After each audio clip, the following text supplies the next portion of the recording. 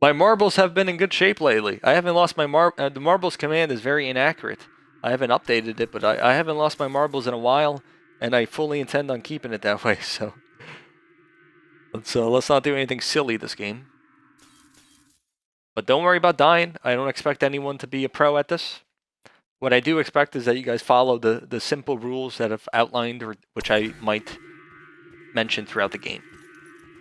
Other than that, we're good to go.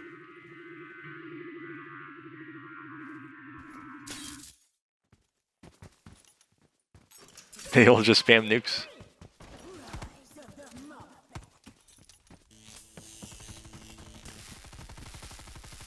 We got floating disco balls.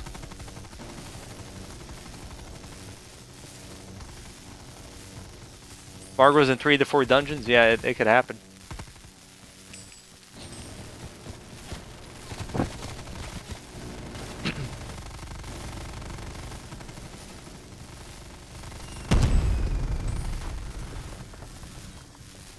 Alright, you guys want a prediction?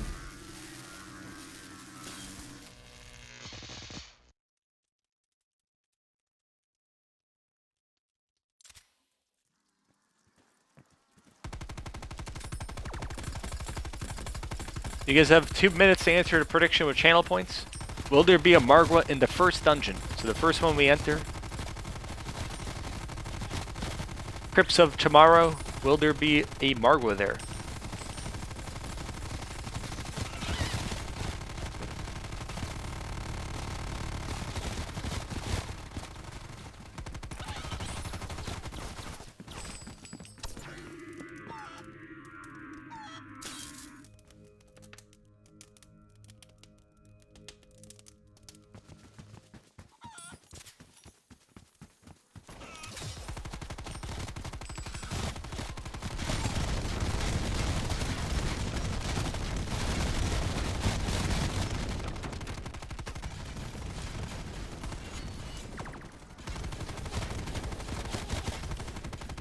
I'm gonna go all in, LOL.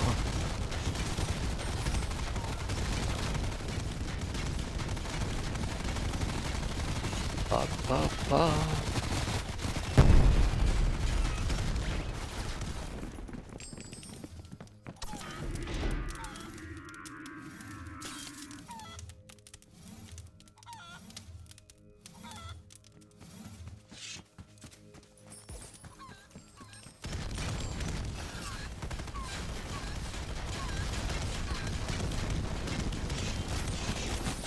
Feed in the first dungeon? But you don't get extra points for guessing the fate.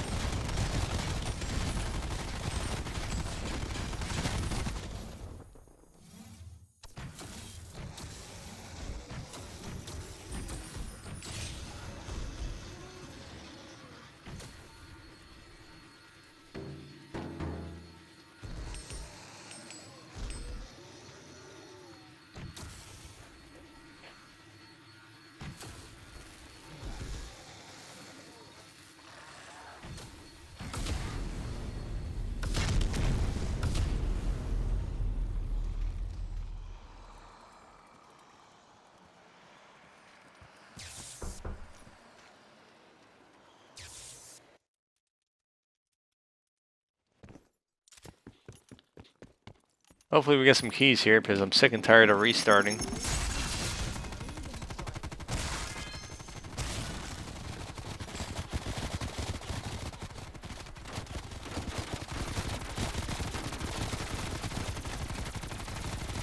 There's a key. If one of you could step on the pressure plate and bring down the key, it would be much appreciated.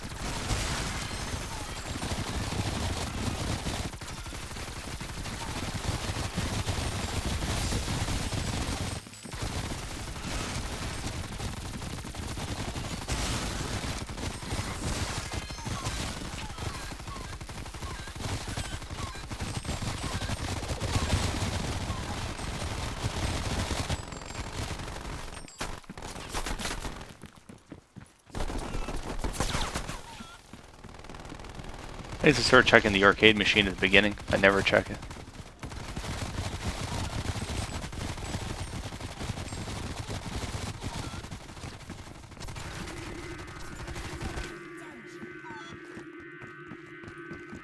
Alright, we have a Margwa. Follow me.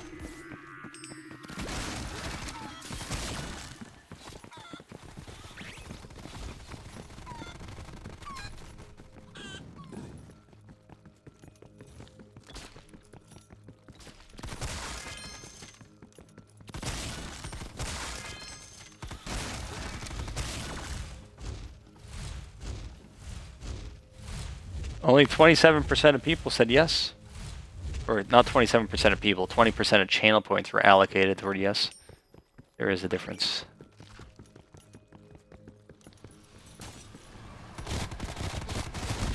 Looks like Divine Shield.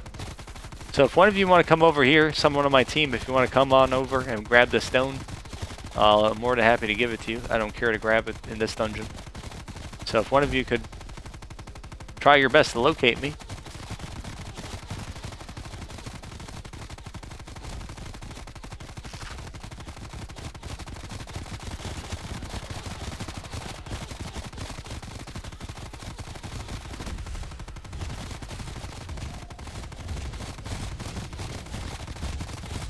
And if you want to try to find me, follow the path, which is, you know, like...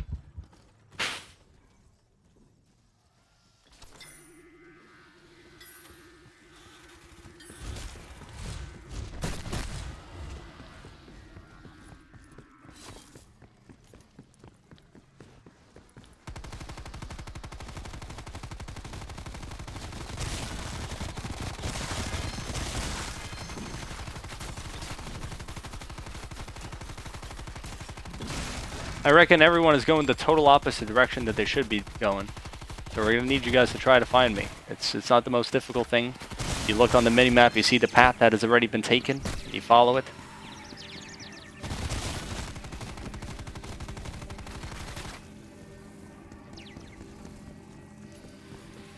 I'm like trying to avoid this Margwa and I'm hitting a flogger because my teammates are nowhere to be seen. I tell them follow me at the beginning of the dungeon and I don't have a single soul following me. But now they're all here. Someone pick it, finders keepers. I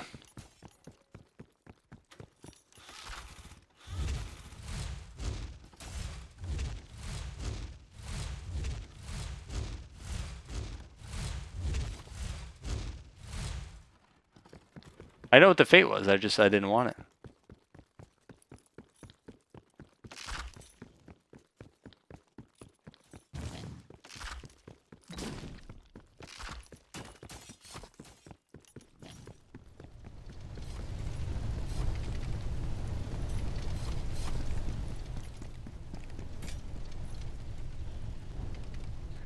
Choose channel prediction outcome. Will there be a Margwa in the first dungeon? The answer was yes. Complete prediction. Boom. You got your channel points.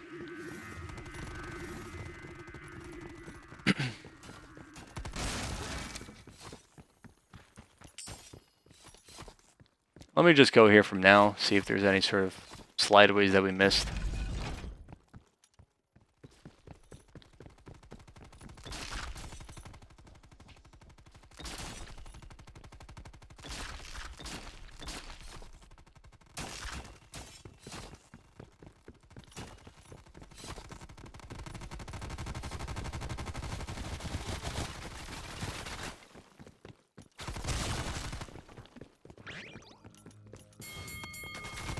The shape of his feet, yeah, sometimes when it's rotated certain ways.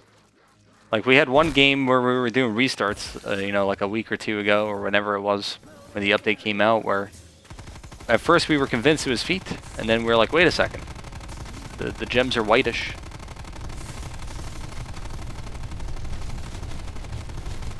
But there I knew it was shield. I mean, I wasn't confused about it or something.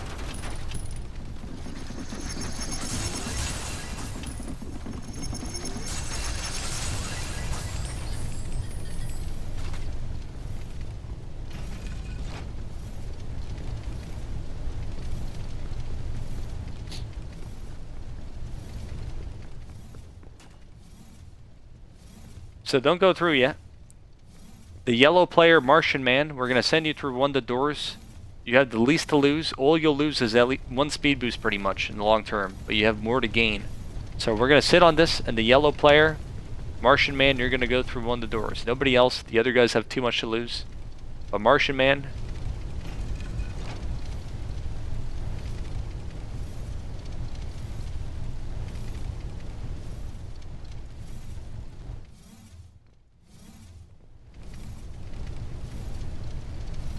Martian Man, go through the portal. I know you can find the courage somewhere within you to go through. Yeah, you just pick one. It's random. Just don't pick the thing in the middle. That'll take you out of here. Alright. So right there, you lost 2 boosts and a nuke, but you're going to be bumped up to 1 nuke and a boost in the next bonus room, so you didn't really lose anything other than 1 boost. But you could have gained several boosts, so it was a worthy risk.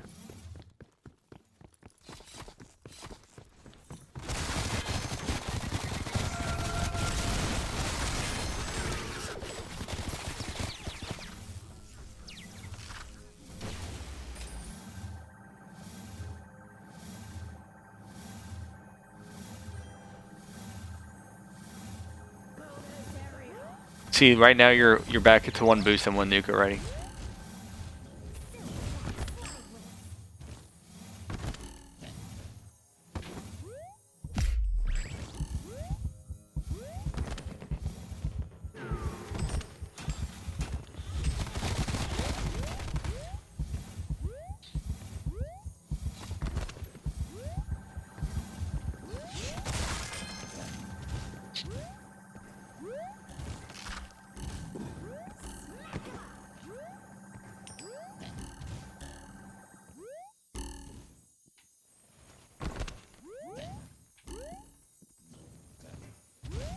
The heck?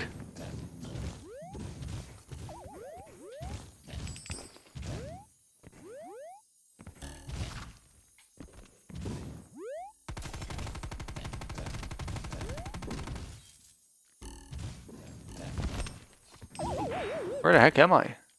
Okay.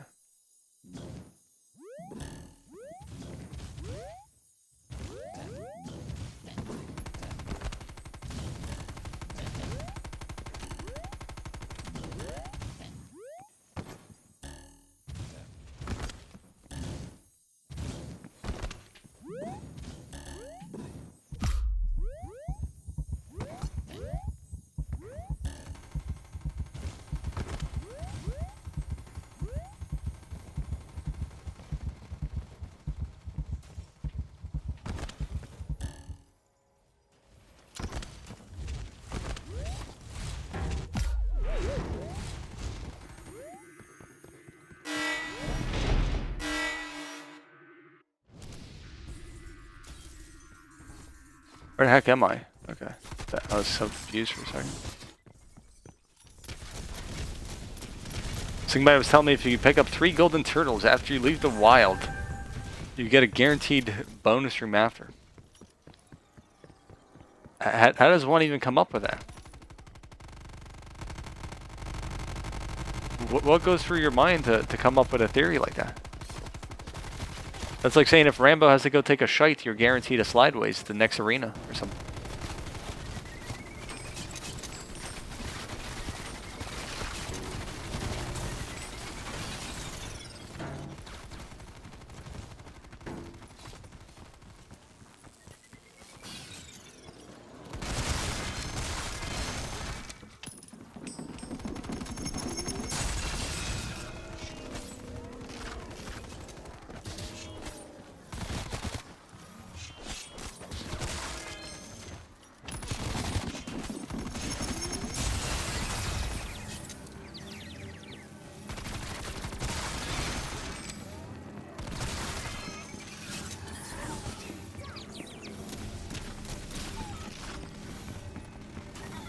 It worked 2 times in a row.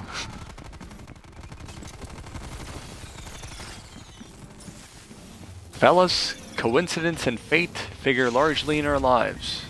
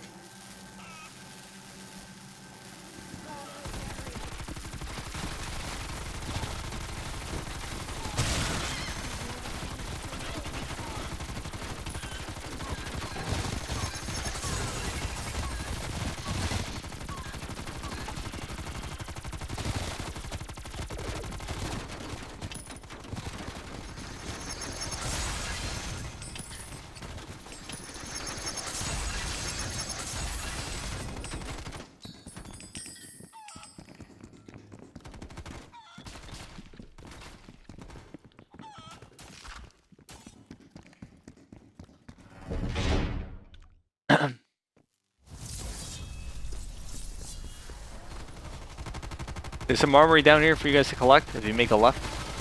So someone ought to grab.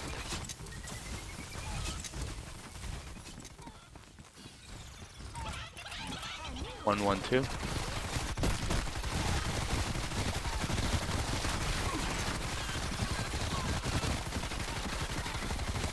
You guys need to go back and get that armory. No one picked it up. 3 pieces of armory just waiting there for someone.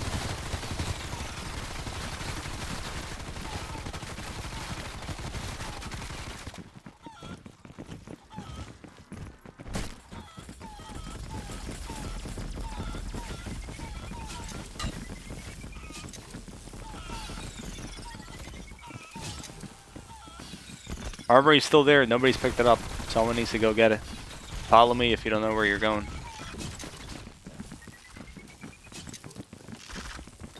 We're wasting a lot of time here. No one got the armory. Armory's waiting here for people.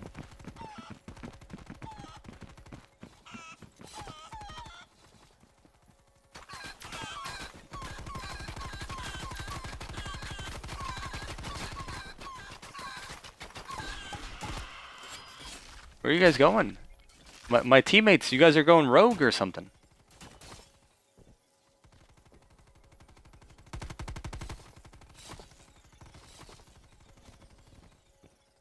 Hello?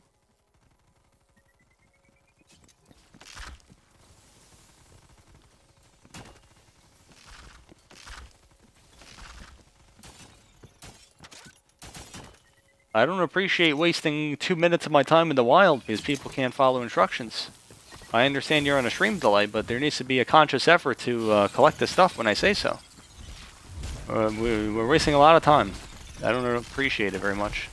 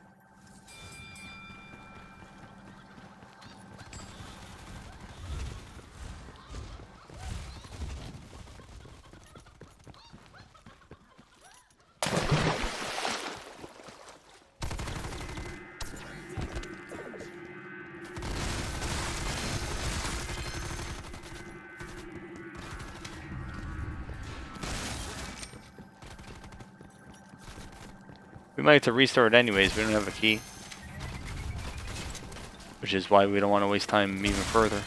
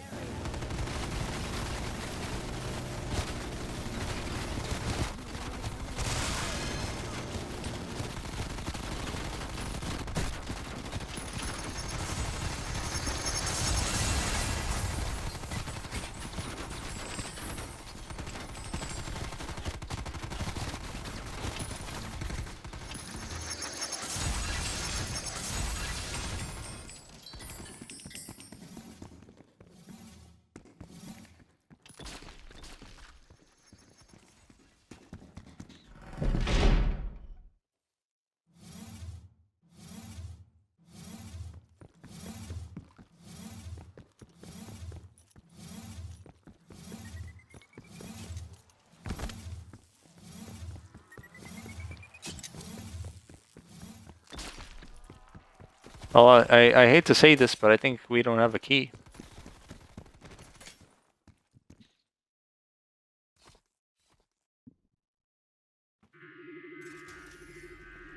Oh, I hear a key. We're good. That was a beautiful sound I just heard in my ear. How you doing, Julio? Where the hell am I? There I am.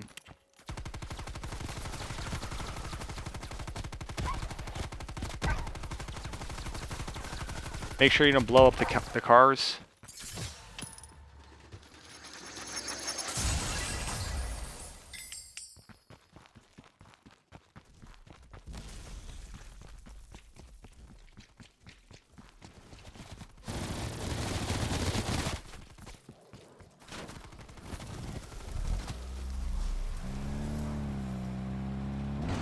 You could hear keys. They make a sound effect, yeah.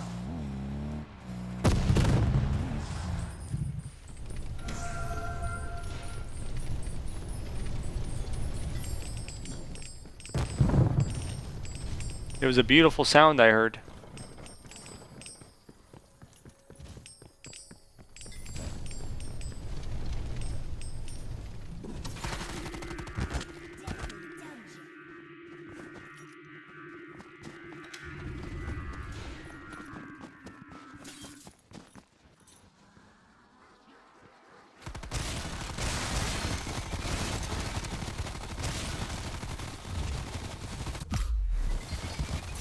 Sick and tired.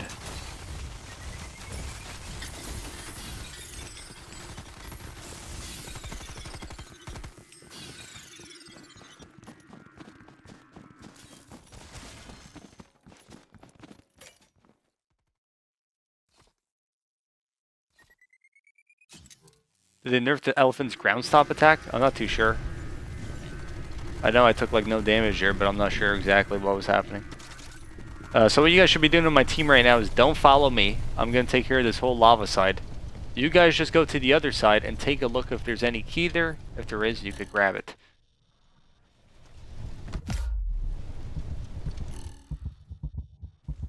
I'm not taking any sort of baloney with this full damage. I'm just dropping bombs. The day for testing is another day.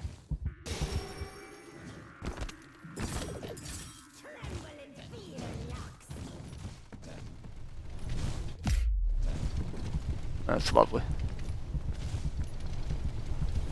Alright, we're good. Any key there? Did you guys find any goodies?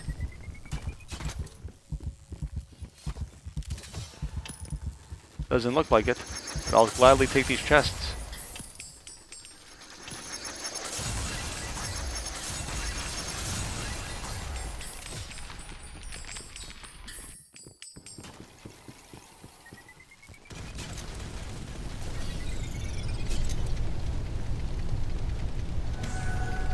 Follow me, fellas.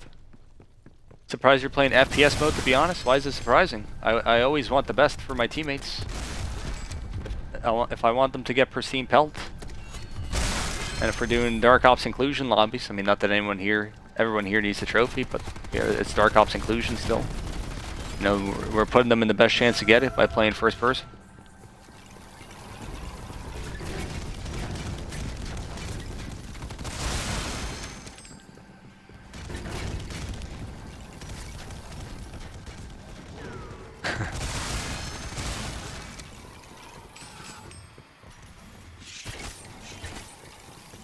I saw a clip from Water KH where he boosted up the volcano earlier. I'll have to take tips from Water. Because I'm sick and tired of going up this volcano. Are you only playing first person? Typically for these lobbies, ever since they added them, yeah. I mean, not that it's guaranteed to be always first lobby for the rest of eternity. But we'll do for you know, first person for lobbies. If it's easier, why not? I would sound like a bit of a jerk if I said, fellas, you know, your pristine pelt chances are going to drop from 90% to 50 just because I feel like playing top down.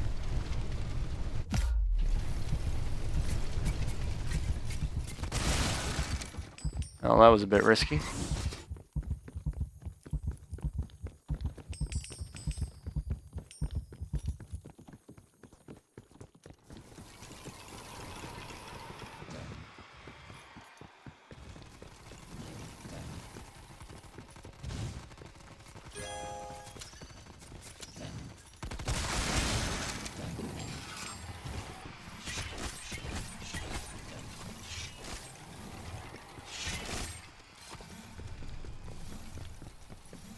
I do an Okan. What round are you on? This is round 4 of the Wild.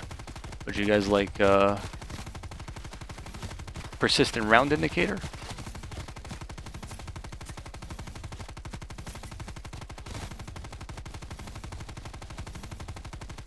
The finger can't be bothered, indeed.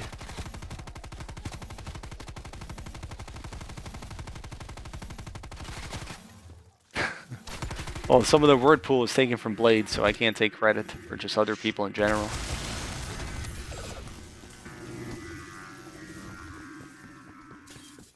We got a Dark Crypt. I'll go see the Dark Crypt. Why not?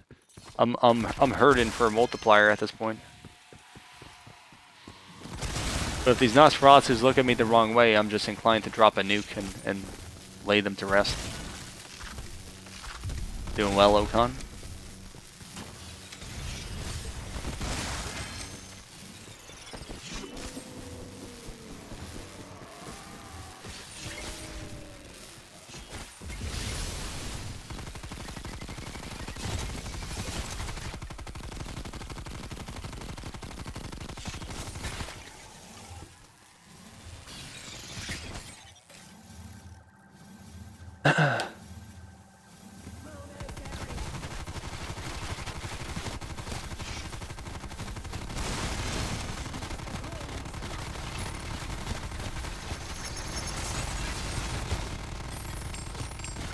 When we get in this room, by the way, for future reference, it's always good to clear the enemies first before we start opening stuff. I mean, all of a sudden players now, they want to speedrun stuff and open chests before we kill the enemies or something.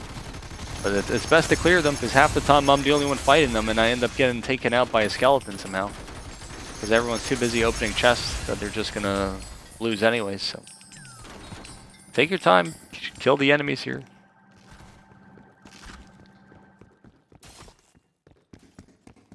Can't sleep with the jet engine next to me? Dude, I know all about that. I don't have the problem with the Series X, the new Xbox. It doesn't make any noise, at least yet. But Xbox One, DOA, like DOA2 games, oh man. I would have I'm just sitting, like, oh boy. Impossible sleep.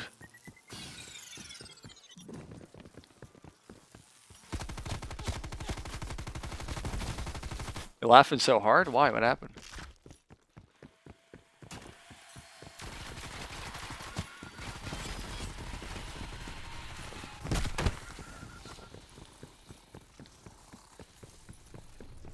DOA2, it was so loud trying to take a sleep break. It really was a nightmare.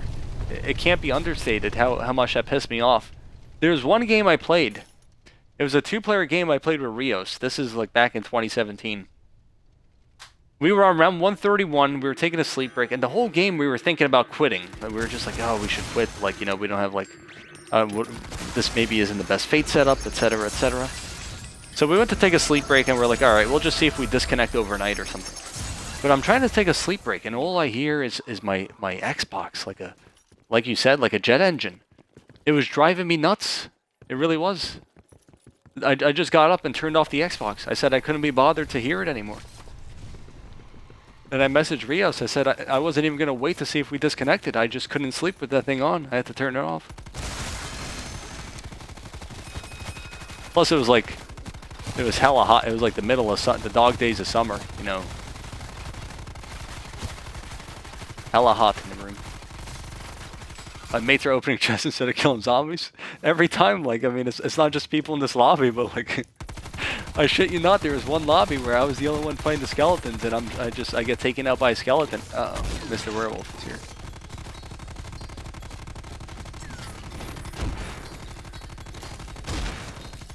This dude is just laying everyone to rest. What the hell?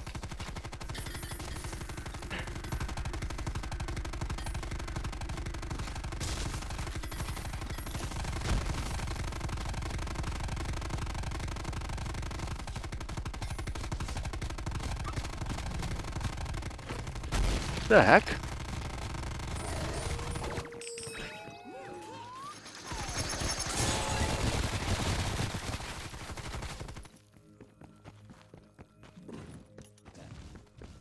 I don't really care about building a multiplier.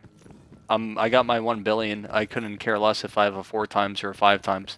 Especially since they usually don't drop down to 0 lives, so I don't even need like a multiplier for like donating or something. So we're gonna stop here and discuss fates. Commando Pro. I mean, he's always been like that. He is the ultimate boss of the wild in a sense. He needs to have some sort of difficulty. Yeah, he just shit on everyone, dude. Anyways, is everyone here? I'm gonna go over the strategy for the Room of Fate. Let me know if you're here.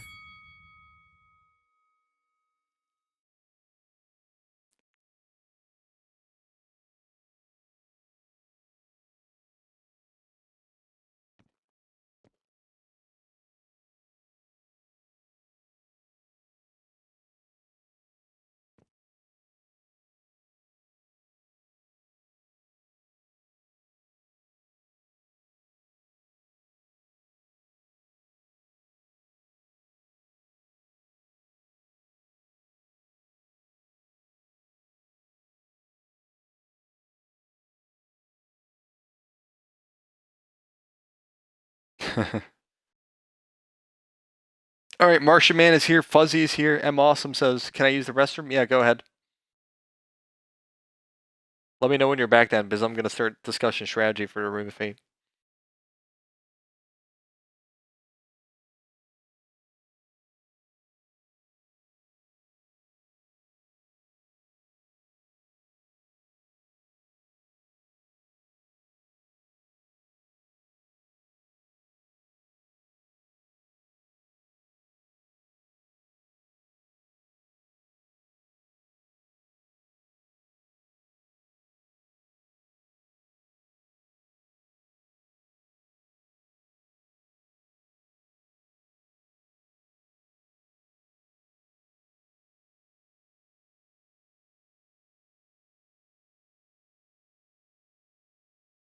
We'll be doing this all day. We do one lobby a day usually, and it's not every single day either.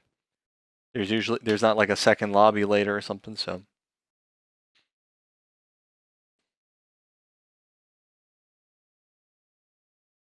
right, you're back. All right, so we're gonna go over strategy here real quick. The person with the least deaths to what fate am I taking? Firepower always. The person with the least deaths gets the pick. So M Awesome, you get to choose between the Furious Feet, the Divine Chalice, and the Fortune Fates. Those are the 3 fates I'm letting you choose from. If you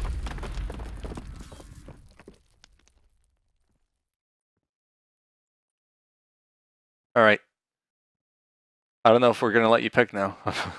I'm joking. So pick up the 3 fates. Jeez Louise.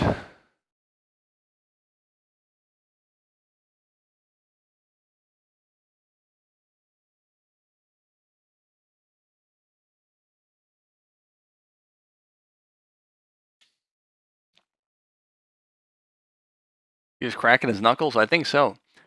Everyone who drops their armory, it's like they're coming back from their controller. You know, like he just used the bathroom.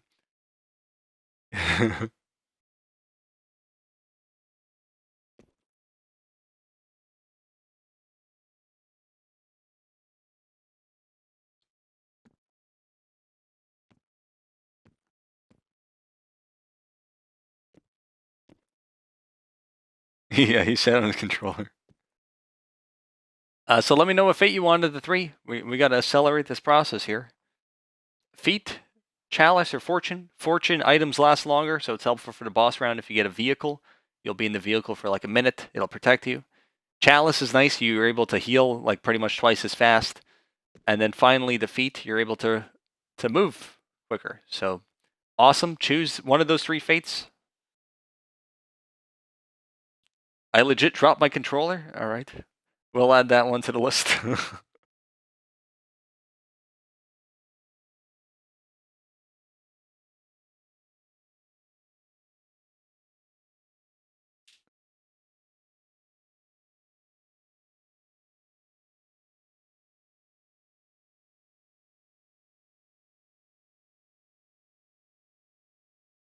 We need you to pick a fate here. We don't need you reminiscing about dropping a nuke. That's over and done with.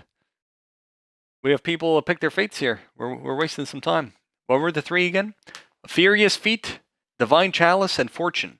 Furious Feet, you move faster. Divine Chalice, you heal quicker. And Fortune, items last longer.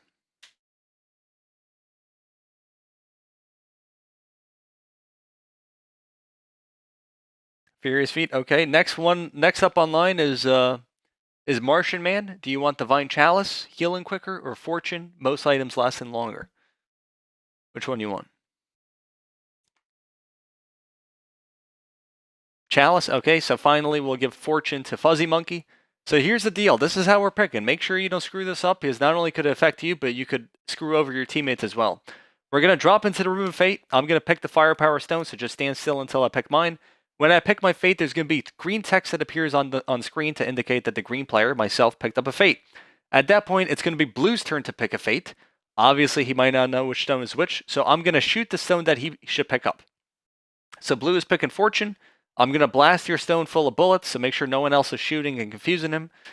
Once Blue picks it up, there's going to be blue text that appears on screen saying that he got his fate. At that point, it's Red's turn. If you don't see the pattern here, we're picking in the order of colors. Green, blue, red, yellow. So after Blue picks it up, I'm going to shoot at Red's stone. He's picking up feet. And then finally, when everyone has their fate there, Yellow's going to pick last, and he's going to pick the Divine Chalice that I'll be shooting up. All right, so make sure you guys are attentive of when it's your turn to pick, because there's a timer of about 40 seconds here. If you take too long to pick yours, it could end up screwing somebody else later in the line. Is everyone good? Any questions?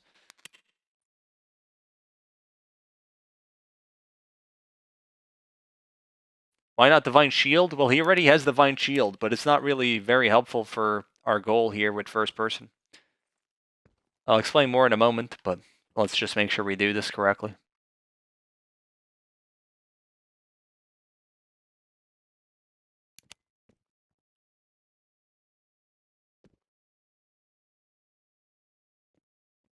Well, one guy there's someone who didn't even take a fate at all. And he has, the funny thing is that guy has a money in the bank that he could redeem, because we ended up like lagging out or something back then. And he never ended up redeeming it so far.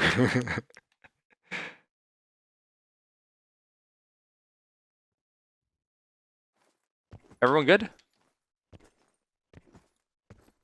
Everyone here? Are you guys on like a 40-second delay? Woods?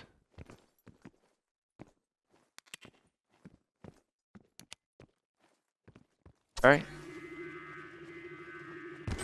I'm gonna assume that you guys understood what I said. No one brought any objections.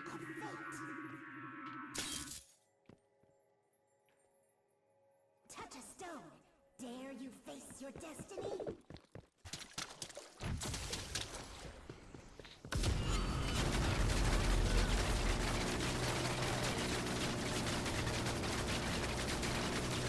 Blue player, you're taking way too long to pick this up.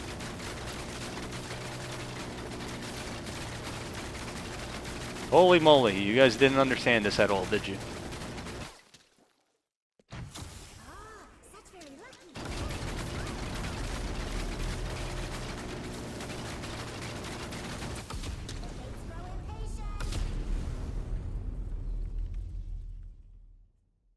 You are swift. You guys are lucky all the fates were next to each other, because yellow was almost screwed out of a fate. Drink deep. Bountiful life is your reward. You have been judged. Your fate How you doing, is Yuri? decided. How's it going? I don't know. I mean, I'm trying to stay composed here, but my teammates are like trolling me or something.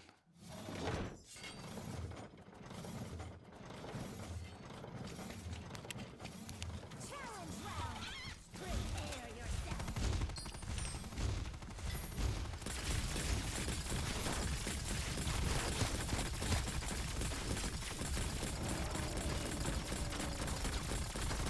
No marbles are being lost. I'm just confused if there's like a practical joke being played against me.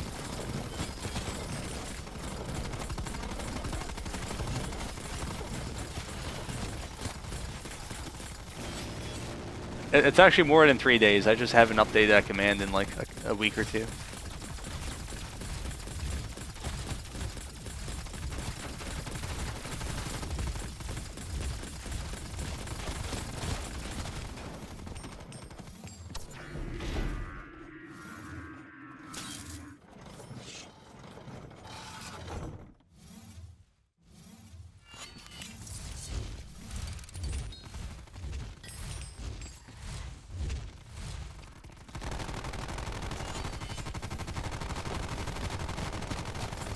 You forgot to tell them to clear their earwax? Yeah, I did forget that.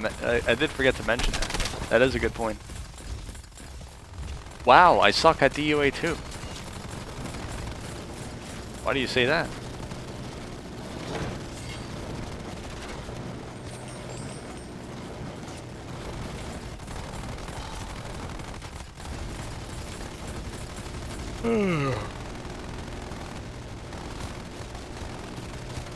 To answer your question, who was that asking about Divine Shield? Divine Shield, I would have one of my teammates take for the top-down version of DOA, because the shield item is sort of nice at the beginning of rounds. In first person, it's not so necessary. Plus, if we're talking boss round specifically, which is kind of our goal, boss round specifically, the Divine Potion that they have for when they respawn is helpful for top-down. It lets them absorb the damage of it. But in first-person mode, that thing that they respawn with, the Divine Potion, is not really useful.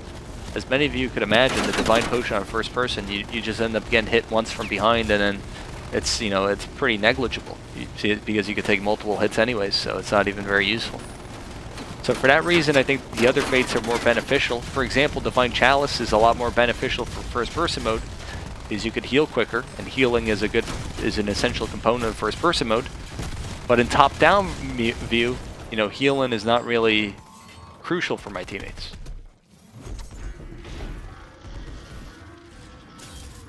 Died on round 28.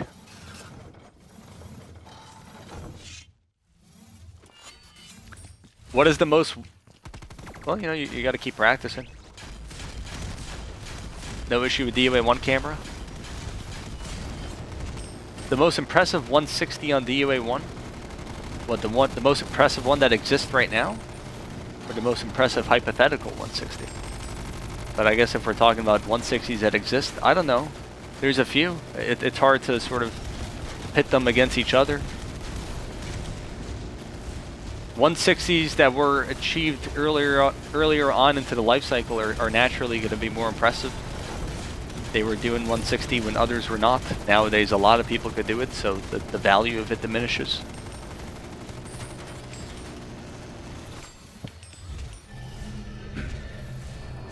And then, of course, certain fate combinations, or even no fates. I mean, no one has got 160 no fate, but, you know, certain fate combinations make it more impressive. So I'm not going to, like, name a single game that I think is the most impressive to 160. Like, you know, for example, there's been games... For example, you could play a game to 120, and it could be more impressive than certain 160s, depending on the fate combinations. For example, if you play a 4-player game where no one is stealing lives or anything like that, everyone is keeping their own. If you play a game and beat 120, doing that, that would be far more impressive than getting to 160 with feet and firepower in a 2-player match, or getting to 160 in a boost game, or again to 160 solo feat, something like that, right? Like, there's different varying levels of difficulty with the game. Getting to 160 is not necessarily an impressive accomplishment in its own, especially at this point.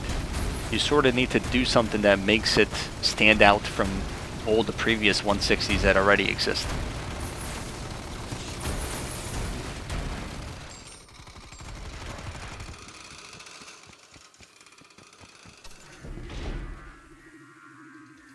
That is the good thing about there being a round cap of 160. It sort of encourages people to challenge themselves and play with different combinations of fates or no fates, or sort of set challenges for themselves where they say, all right, we're not going to steal lives, this and that. Because otherwise, what would happen is you're always going to take the best fates if there was no round cap, right?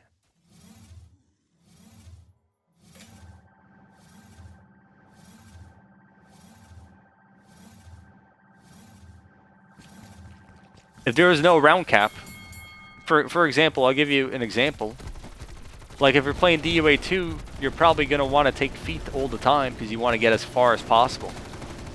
But if there was a round cap of, let's say, round 200 on DOA2, it would then encourage people to say, all right, let me play a solo no fate, or this and that, or co-op game where we're not stealing lives, whatever.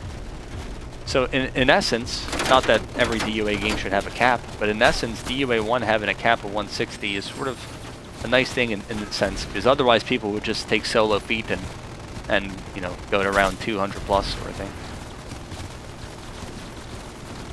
Why 160? Not even a boss in there? What do you mean? 160 is the 4th boss fight for DOA1. Boss fights every 40 rounds on that game.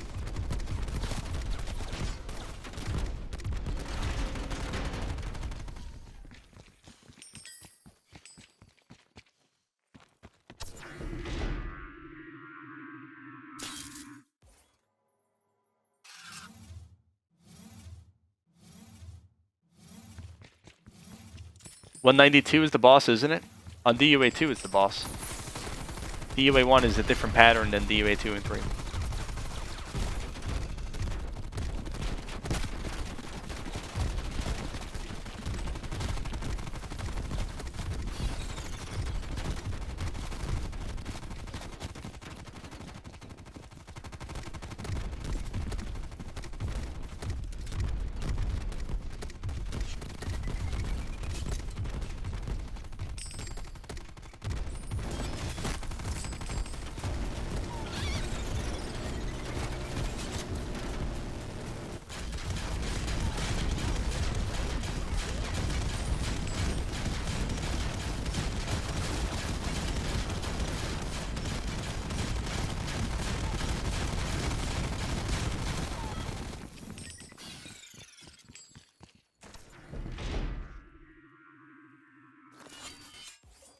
DOA1 easy then, or... Well, I mean, at this point, the game's been out for a long time, so it's easy to get good. But it having 40 rounds doesn't... Like, that's not the reason why it's easy, necessarily. That's what you're asking. There's not, like, a huge correlation there. With the rounds being 40, what it means is that the time jump between 1.0 and 2.0 and 3.0 and stuff like that, you know, like round 41... Or round 121 is 4.0, and it's going to be a lot longer than round 121 on DOA 2 or 3, because that's 2.0. So the time differences of rounds is noticeable, but again, that doesn't make it easier or harder necessarily. Just that's the only observation I would come away with in terms of there being 40 rounds to the boss.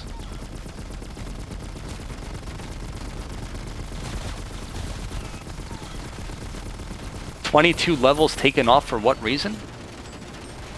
22 levels. What do you mean 22? What do you mean for what reason? Like, DOA1 was the first game. Like, there wasn't 24 levels taken off.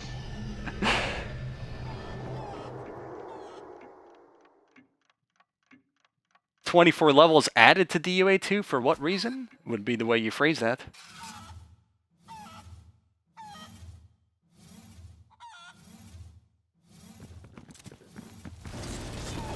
And there being more levels doesn't necessarily make it, unless you're talking about like the first playthrough, like it doesn't necessarily make it more difficult. Like some of those levels on DOA2 are very extraneous. They're very similar to other arenas. Not that DOA1 doesn't have that same issue too, but it's not like there being more levels to the boss makes it inherently more difficult. It makes the game longer in terms of getting to 64 versus 40.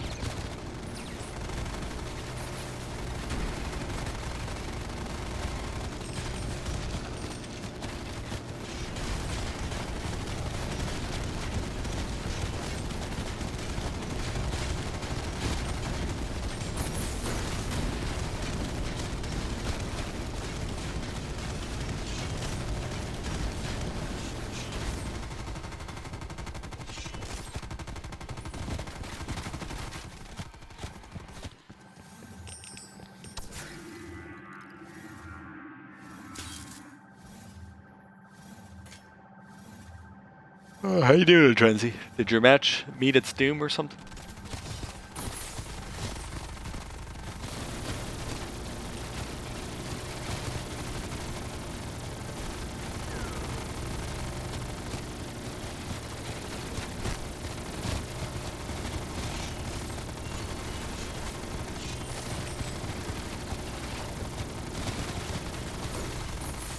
second.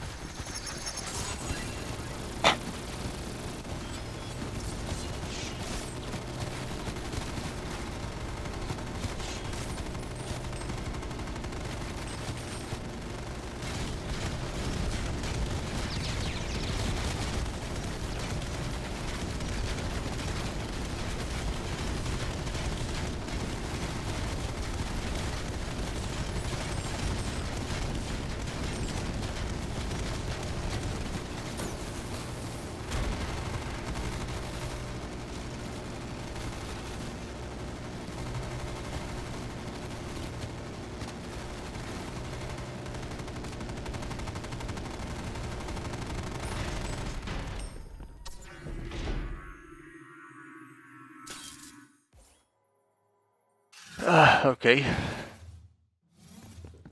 I'll explain later. Sounds like some real shite went down. I'll be by my flip phone, waiting for a call.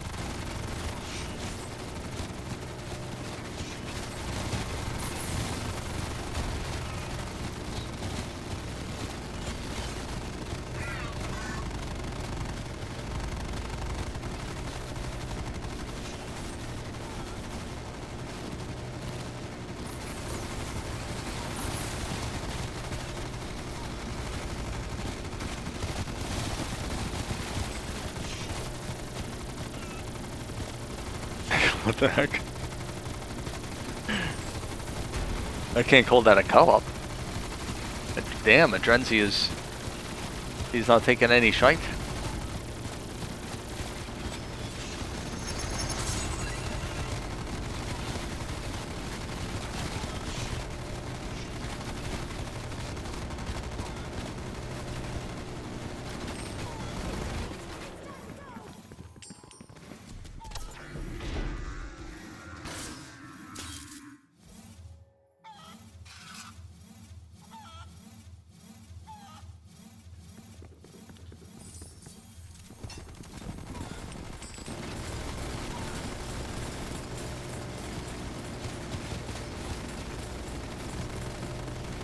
I might have to train up Adrenzi with the co-op fundamentals. It seems like a lot of his co-op games, whether it's his fault or someone else's, it seems like there's some sort of inherent issue with these co-op games he's playing.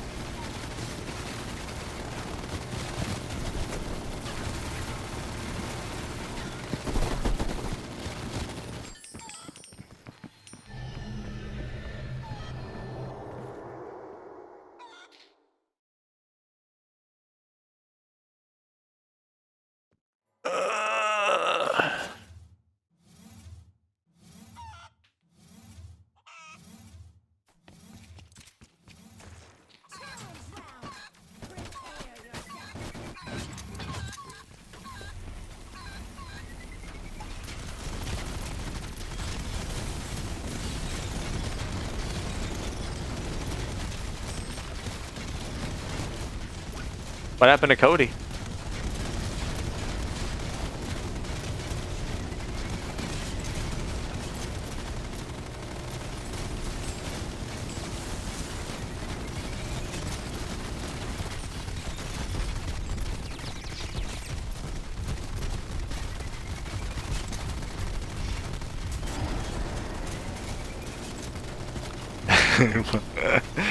Yeah, I heard about that. Well, the thing is, if you have two people back out, sometimes there needs to be some introspection had, where you say, why did two people end up backing out? Was this game carefully planned? Did we put these people in a position to succeed? Did we know Cody was on 15 frames per second? So there needs to be, you know, there needs to be some level of organization had in terms of getting this game together. Because when you quickly throw together games without too much, research or whatever you call it into people's situations and what they're looking for into the game, or if their computer is even good enough to run the game, then you do have situations where people end up, backing out. Nuke there for someone.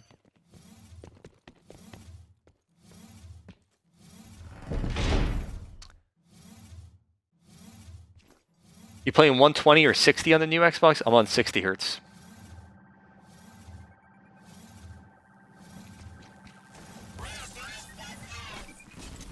I'm on 60 hertz, and I don't know. I think my TV has like a 2 millisecond delay or something. Definitely not 1. I think it's 2 or higher.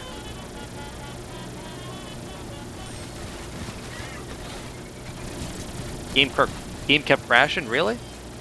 Because I was thinking about getting a monitor that's 120 hertz, but like if it's gonna crash, I mean, it can't crash more than it is right now, so I guess I might as well try it.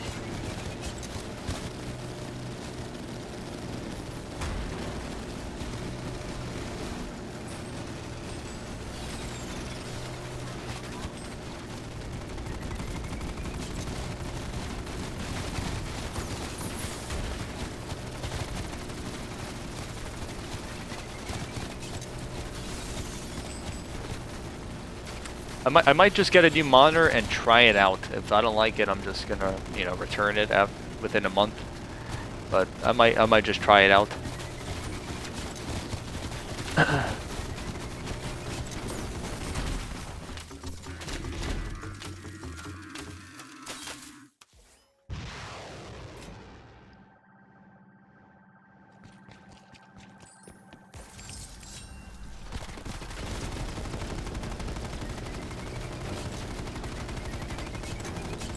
Okay, some don't work with the Xbox One or Series X. Okay, thanks for the heads up.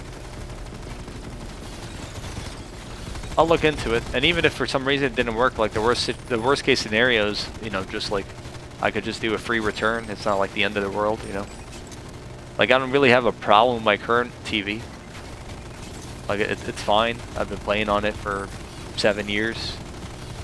It's been through a lot on DOA. Like I'm not like sick and tired of it. Certainly it could be better. I could be playing on 120 hertz or whatever. Slightly faster millisecond delay or whatever you want to call it. But it works fine.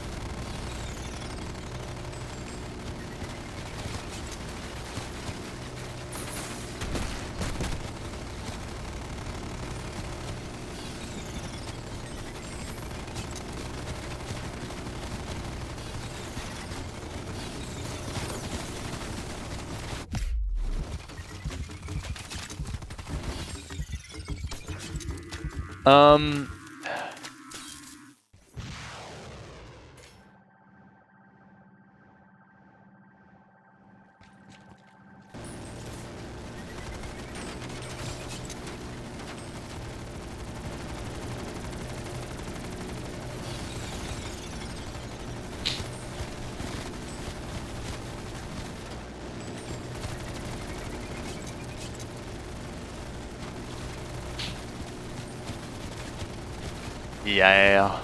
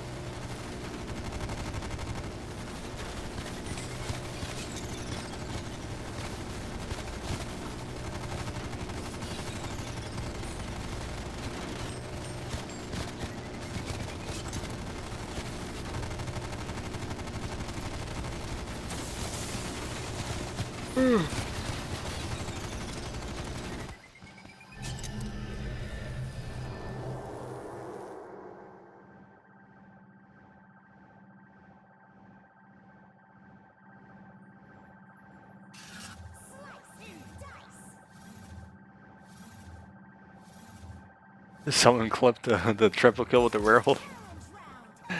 By the way, there's a hole down here. One of you could drop down. You won't die if you're not damaged. Drop down and collect the goodies. Preferably blue or yellow, since you don't have as much stuff. Red, you've been grabbing a little too much. You could cool down.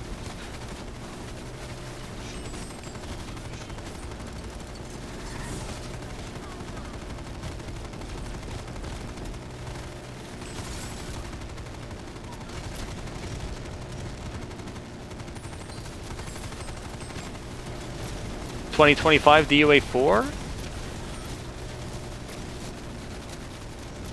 Well, apart from whether or not it gets developed or not, you also gotta... It would have to be to where Treyarch is developing a game in 2025, which I don't think it is lined up to do currently, but things could always change.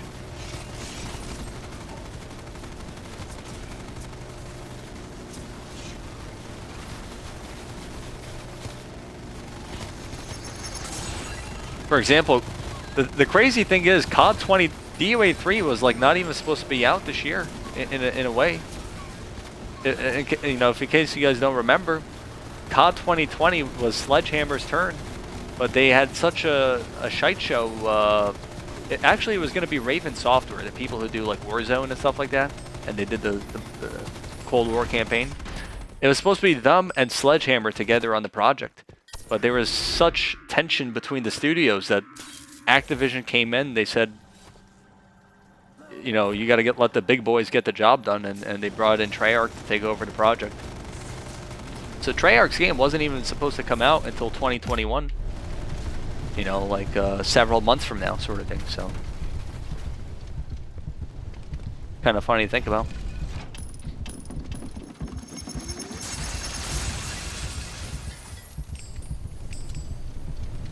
Well, sometimes you got to play a game even if it's not planned, especially if you're playing like, you know, this is your first few months playing. Like, you just got to play those games sometimes. They could end up going far, and you learn things from them at the very least. So yeah, I guess, you know, nobody's... Oh, by the way, never go through the temple door after the wild for future reference. Even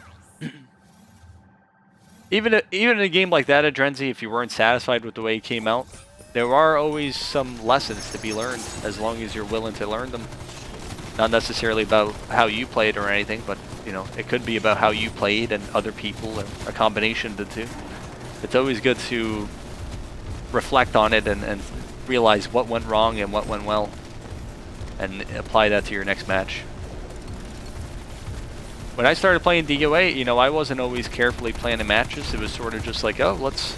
You know, this guy wants to play a game, let's run it, sort of thing. So, you know, sometimes you just gotta do those games, and they could end up being good games for you.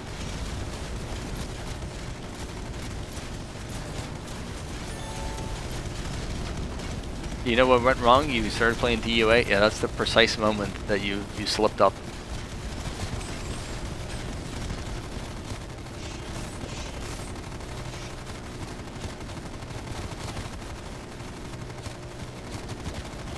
Yellow, you have 2 nukes.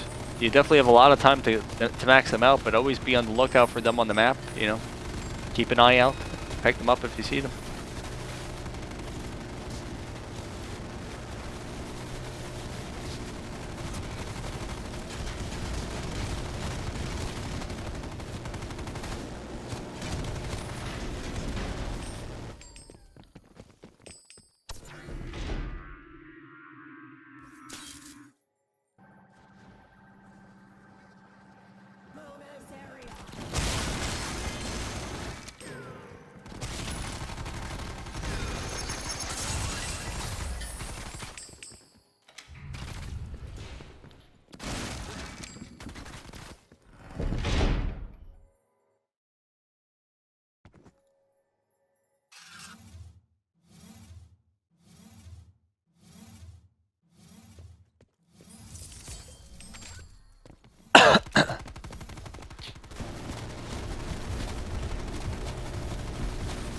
Ah, gracias para jugando.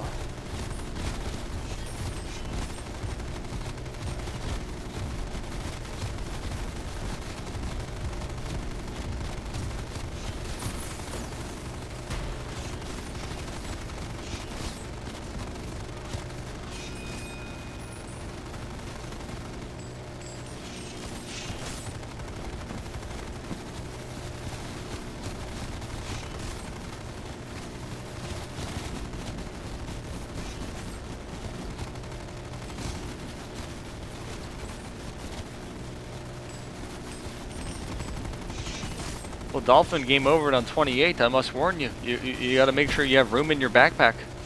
I don't want to be hearing Drenzy say, "Oh, I wasn't expecting Dolphin to be that hard of a carry."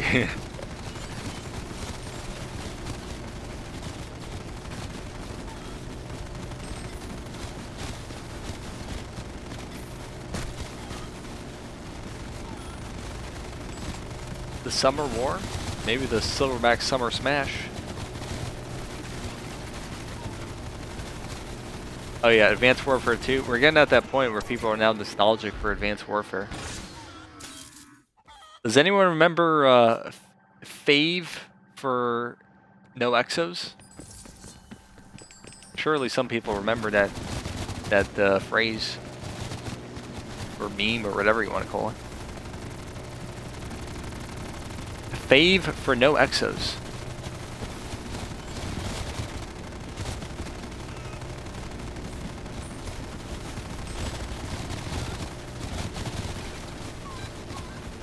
I think they should add jetpack in the DOA.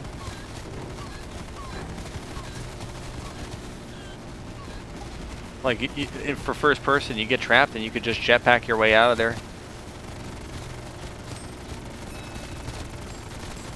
Or like Mama on the boss fight, if Mama's constantly jetpacking, you just jetpack too. You fight her in the air. Say, all right, I'm gonna take the fight to you, Mama. Let's fight. Just jetpack and shoot her in the air.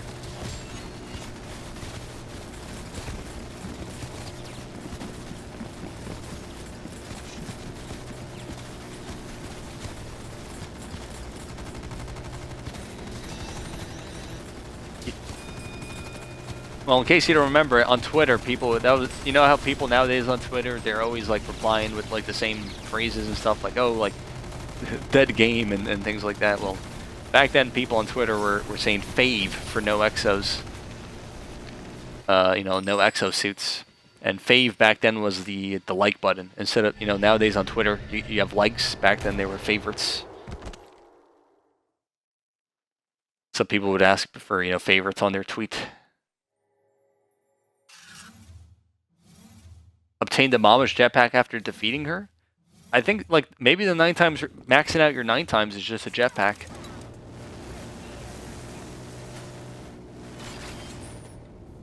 But, like, there's a cooldown on your jetpack. You can't just, like, use it all the time.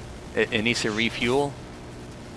If you have divine shield, it'll, like, regen your fuel quicker.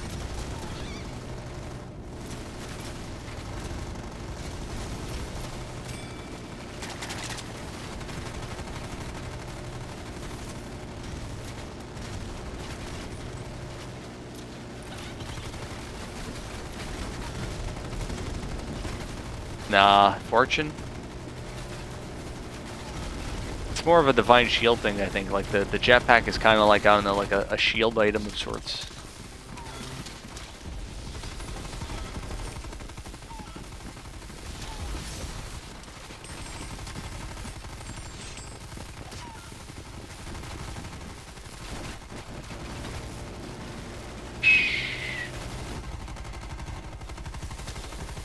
Yetius jetpack.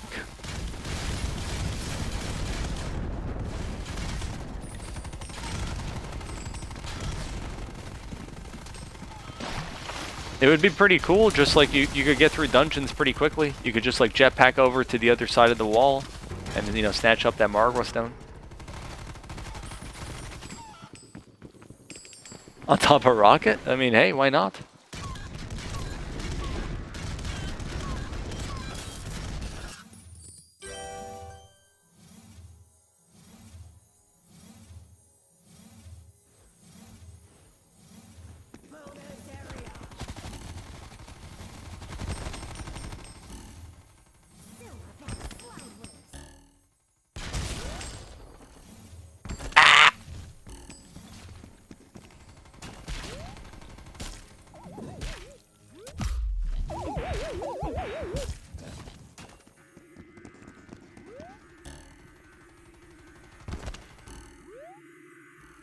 That was quite the noise I made.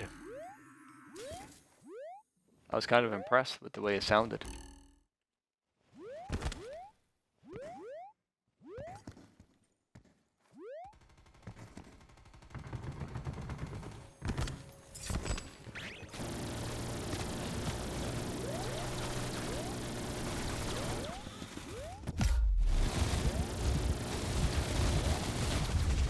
Did you guys end up getting that nuke down there, by the way?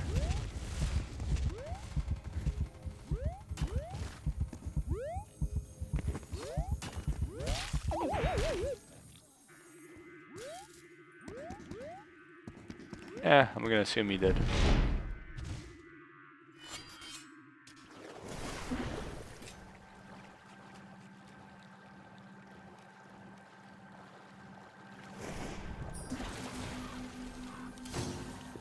Oh, you went high? Okay, I assumed Fuzzy grabbed it. Maybe he didn't or something. But there's a nuke on slideways every time.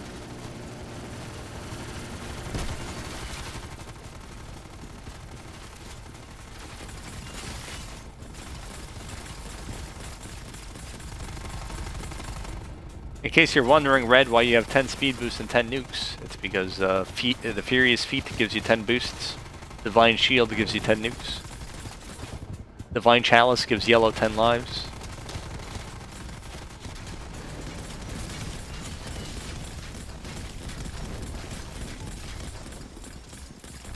I had one guy leave a comment on my channel, and he managed to somehow misinterpret like the mechanics of DOA in a way that I'd never seen someone misinterpret them. Where he told me he had a God mode glitch because he had more than 9 deaths on the scoreboard and was still playing. He was under the impression that once you hit 9 deaths, like that was 9 lives that you used and that you can't play anymore. So this guy died 9 times, but of course didn't lose all his lives because he either earned them or picked them up in the wild, etc. He was under the impression that he had a God mode glitch and was never gonna die because he died more than 9 times on the scoreboard and exceeded, he thought 9 lives was the limit. He misinterpreted what 9 life limit meant.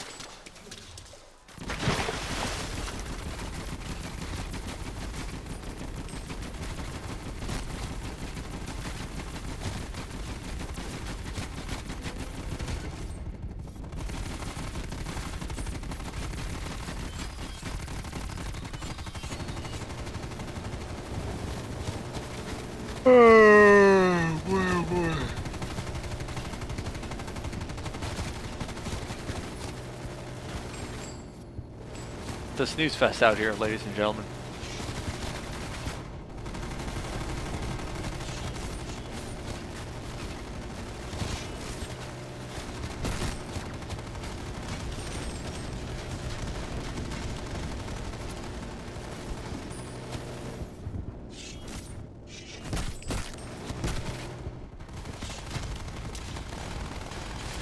Derek, thank the Lord you're here. I need someone to roast for entertainment.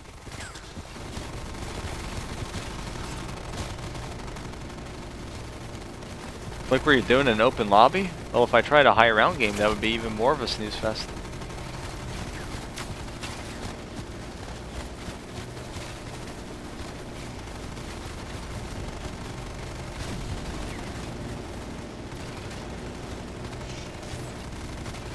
You're getting tired watching? I need someone to join me in a party chat here. I need someone to talk to. I need to rant to someone. I'm sick and tired. You hear me?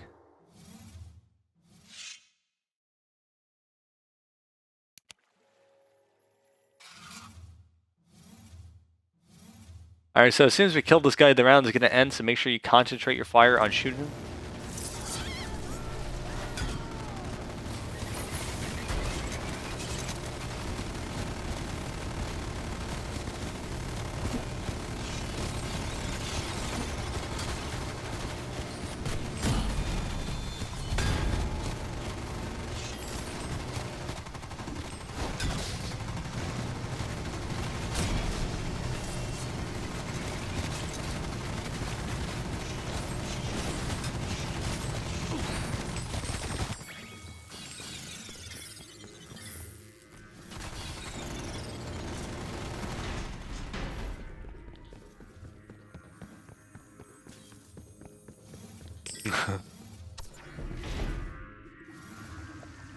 The dock.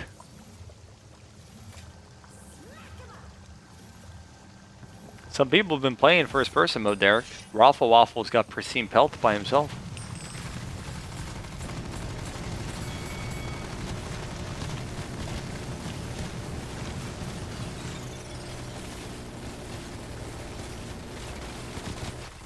Oh, by the way, we could camp on this arena. Follow me. Alright, I forgot to mention it, sorry. It's just, I'm up here at the top level. If you guys want to follow me, just stay here the rest of the arena. Uh-oh, my man fell.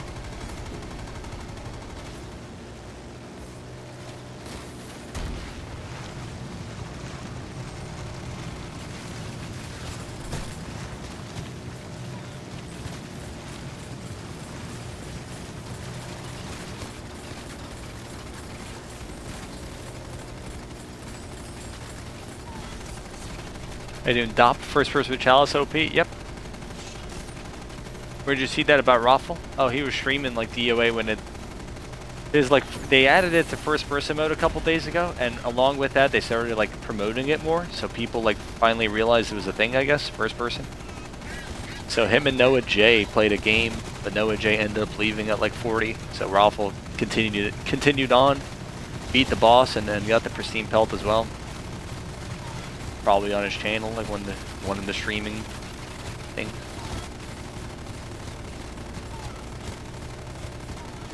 Show you the burger in the water, please. QP burger, QP down there.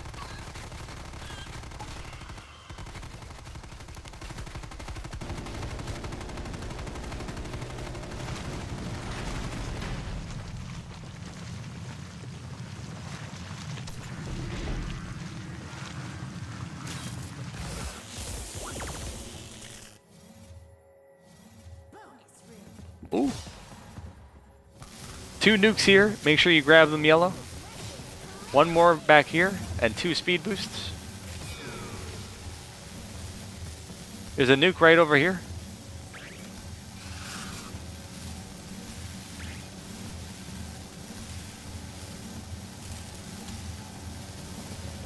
Right.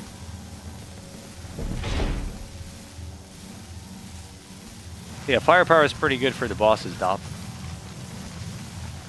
There's a burger right there. You didn't know that? What the hell? So hard to tell you and Woods apart? Oh, okay.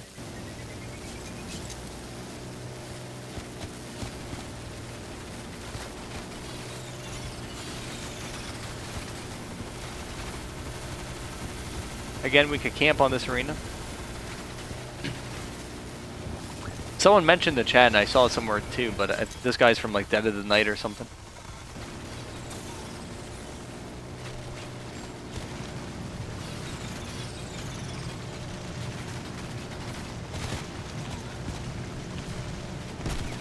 Maybe like the you know, like the sort of like the all the water sprouting up like that. I don't know. Maybe he's sort of taking like a explosive diarrhea in the water from all the cheeseburgers he's eaten, and you know, all the burgers that have laid him to rest. But who knows? One can only speculate.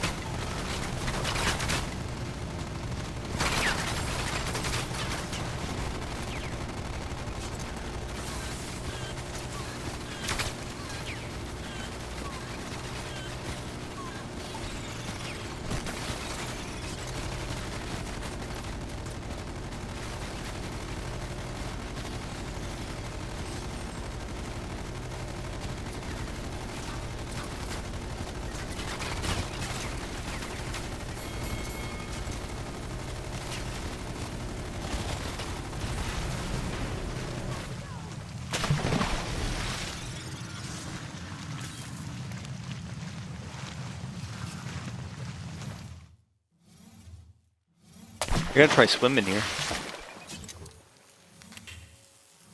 What kind of toppings? I see a little tomato, perhaps. You know, his fingernails could be clipped for, you know, that wouldn't hurt him. Oh, shite. Get me out of here.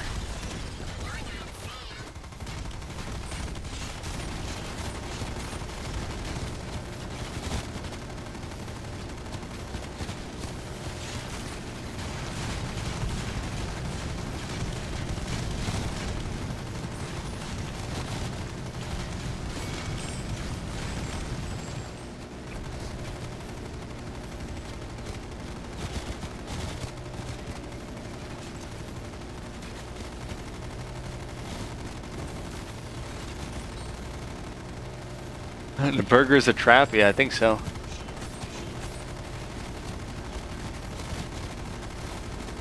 I'm just wondering how the burger is intact with all the moisture that it's absorbing. You would think it would just sort of not be intact the way it is, but I guess not. Yeah, the arena is a lot better now.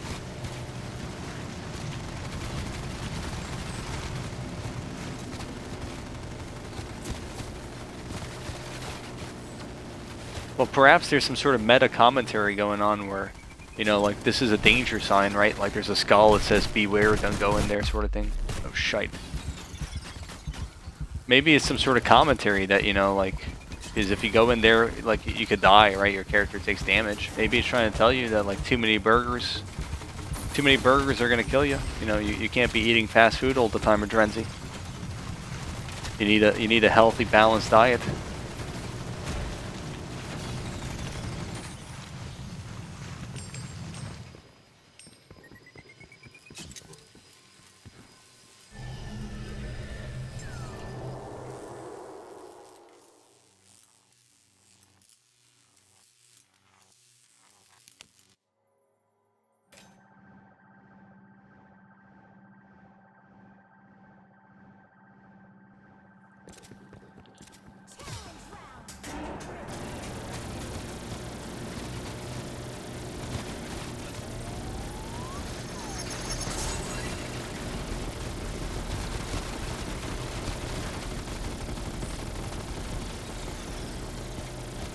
The burger was in the water, he went for it and died. Yeah, that's what I was thinking as well. It was like, you know, Max was saying it was a trap, and I think it was a trap for him as well. You know, he was like, ooh, choopy burger. And then, like, the next thing you know, the bastard was just toast.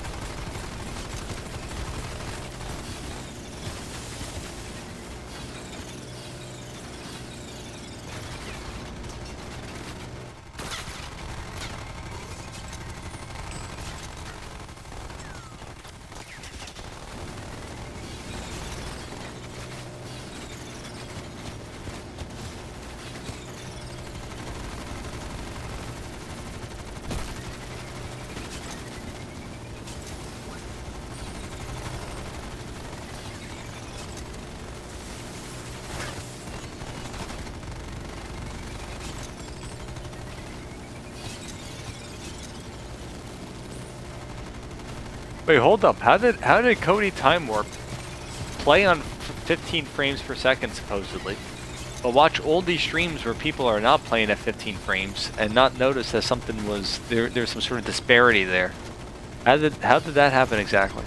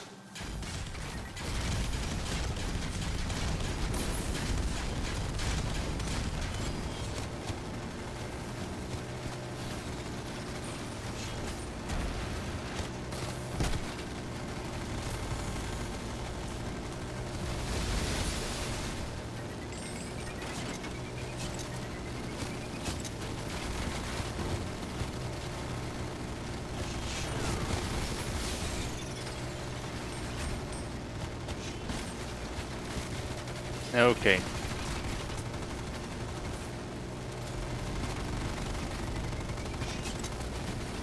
As far as my YouTube goes, for those interested, I'm not really working on anything too much right now. Maybe I have a couple video ideas, but nothing really concrete that I'm making progress on. I still need to do that Q&A though. Sort of got sidelined by some other videos I was working on the past couple of weeks, but Q&A will still happen eventually.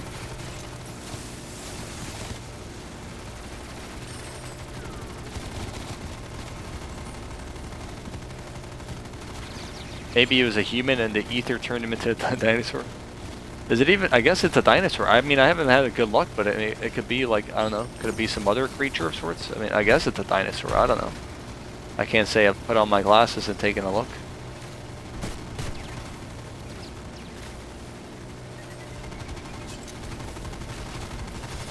Maybe some otherworldly creature.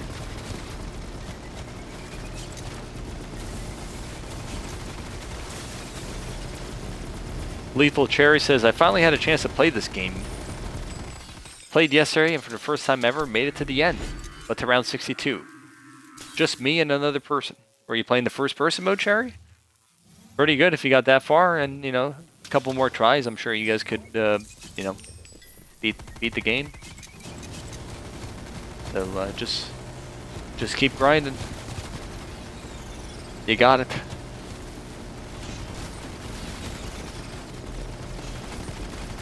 Top 10 unfortunate moments, number 2. Which one? Someone failing before the boss, or dinosaur being extinct because of burgers? Oh, you're saying that's like a video idea or something? Okay. I would have been down to make another top 10 video with fan submitted clips and stuff, but the thing is the first video never really did that well. So, you know, if the interest is not really there, I can't be bothered to do another video like that.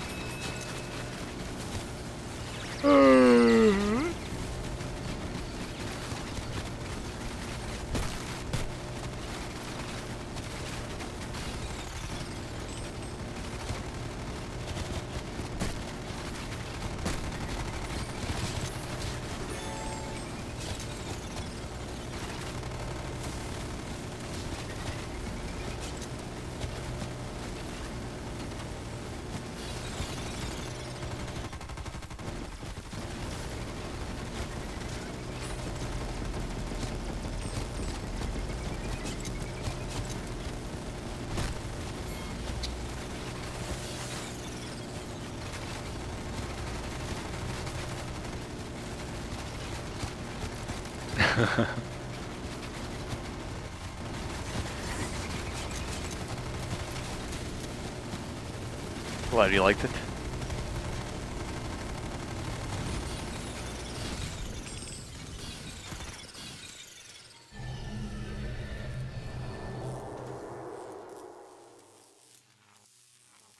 It was a fun, I mentioned this before, but it was a fun video to make because a lot of my DOA3 content has been very straightforward and sort of, you know, here's something about the game, here's me explaining it, that's all there is to it sort of thing. This video was more of a, you know, rather than being like informative, it was more entertaining type thing. So it was fun to work on something like that because that's what a lot of my videos were back in the day.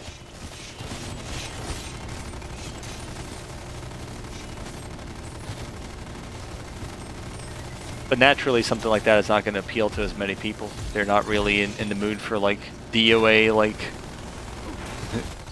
entertainment content exactly. They kind of just want to like know the fates, or they want to know how to play the game, etc., etc. But it was, you know, it was fun making it.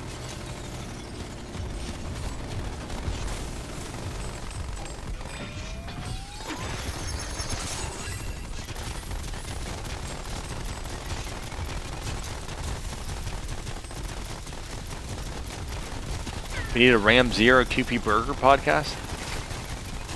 Well, QP Burger had to be carried in every single podcast I did with him. Sorry to break it to you, QP.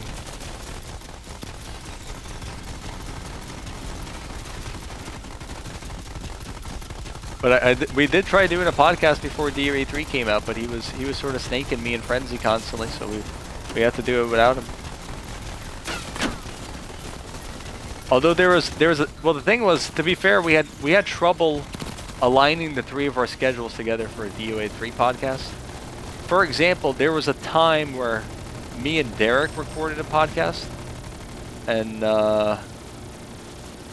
just the two of us.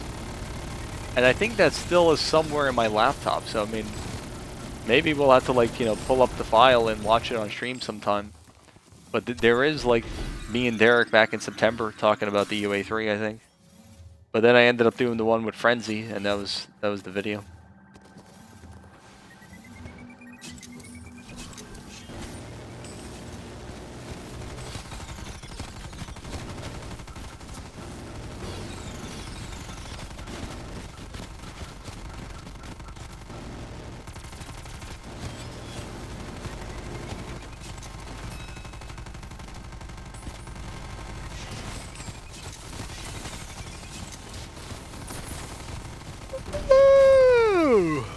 what's going on here? Who knows? There's certain things you can't answer, and that's one of them.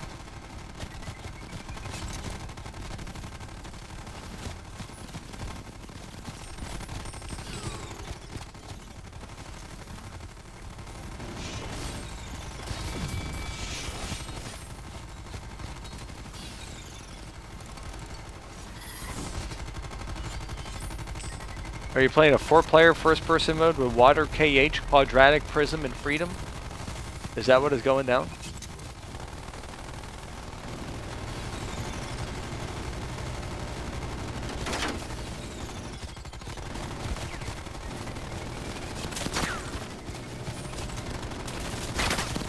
Restarts.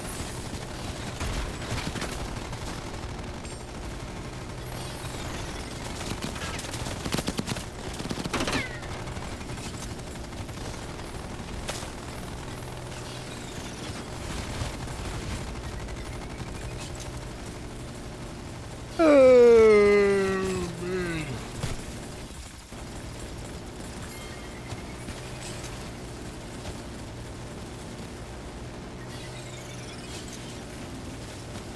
I wouldn't even bother with key restarts if I was doing first person like that.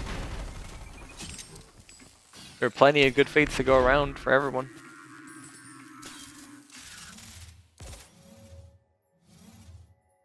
Bonus room. 2 nukes here for you, Yellow. Lock and load.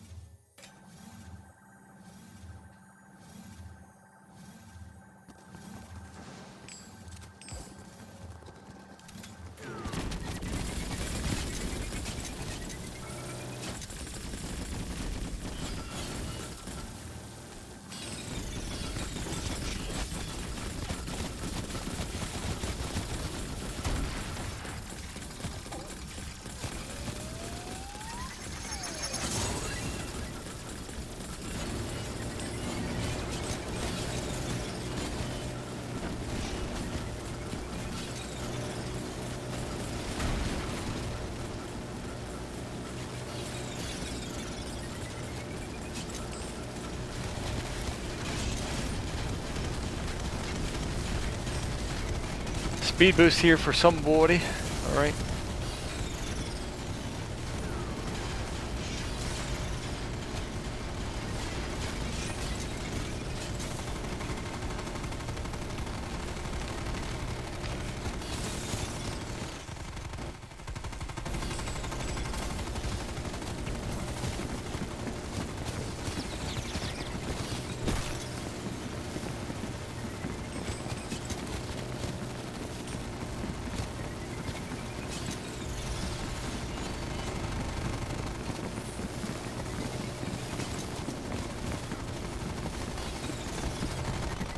Does anyone know if the spawn rates of fates and dungeons increased in solo? Played 4 games today and 3 dungeons has fates with them, and it feels like it's extremely rare or lucky. It's always possible something was slightly altered, but I don't think anything was changed with dungeons since December. So you having Margwas in 3-4 dungeons, we would chalk it up to luckiness. For solo. Or 3 or 4 games rather.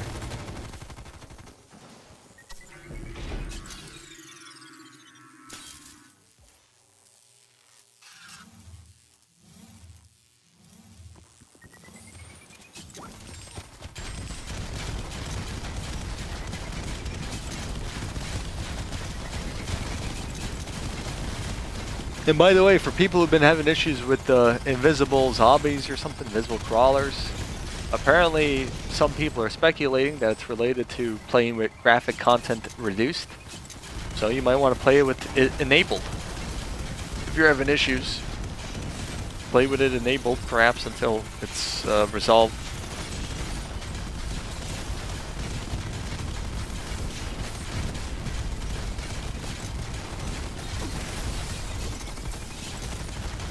You all stacked? Yeah, people are doing well here.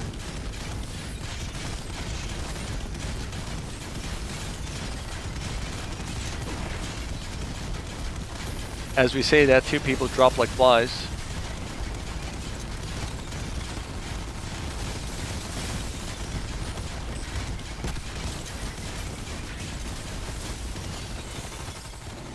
I kind of like first person for these lobbies in a sense, because I can sort of like sit back and relax and not even be like super close to my screen.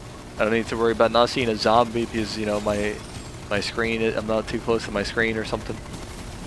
So it's kind of chill. Or if I slip up and get trapped, I could always, you know, usually shoot my way out of it or something. So first person, I don't have many strong objections for the lobbies, and it makes it easier for people to get the pristine pelt dark off. So I give it 2 gorilla thumbs up.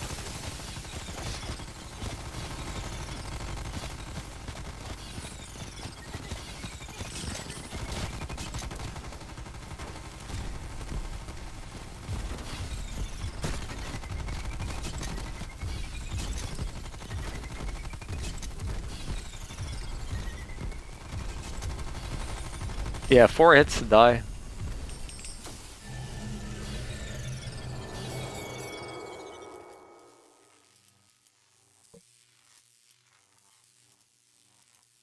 Top view, you hard carry. In first person, yeah, people could hold their lives better. I mean, I don't mind, like, either way. Like, if people are at 0 lives, it's not like, you know... Oh, by the way, on this round, there's going to be nukes at the top. We're going to leave them there until the end of the round, so just leave them there.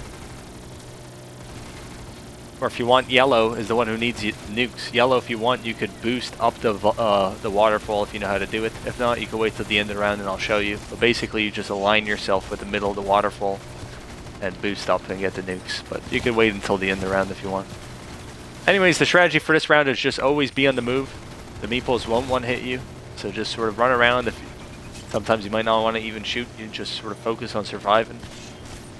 Pretty simple round. And again, don't worry about dying. Just save your armory. You guys are doing good.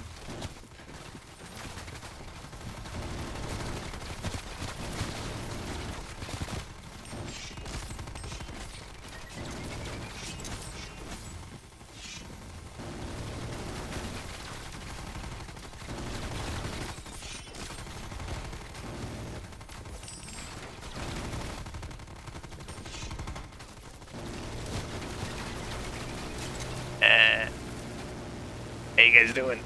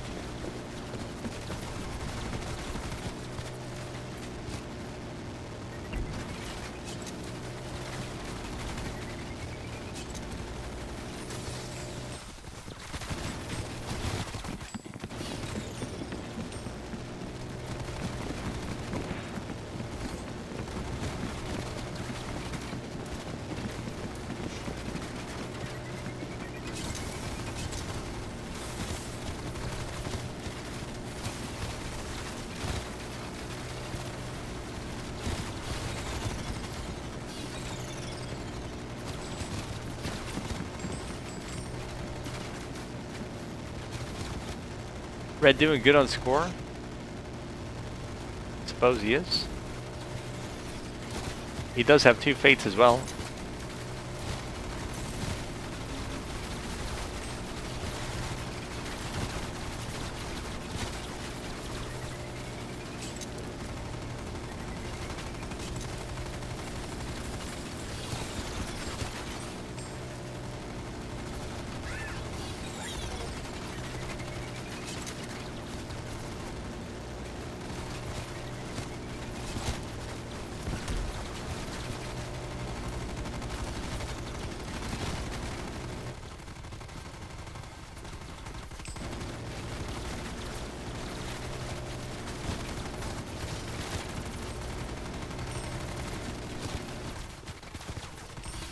Does anyone in the chat watch the Call of Duty League? Oh no, I'm about to die. I can't let this happen.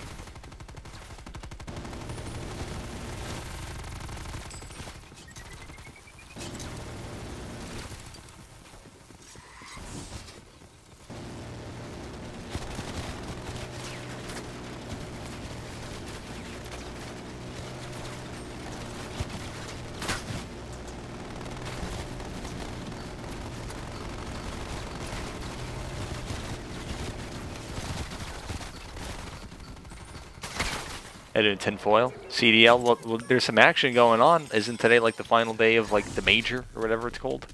I haven't really had a chance to watch any of it. I haven't watched too much and kept up too much with Cold War, to be frank, just because I've been busy, you know, like streaming myself and stuff like that. But yeah, I watched a little bit of it, like at the past broadcasts. I saw that it went to game 11 or match 11, game 5, whatever, round 11, game 5.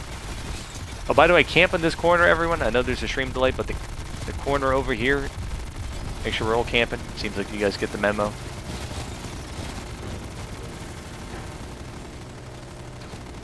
Oh, tomorrow's final day, I believe? Oh, okay.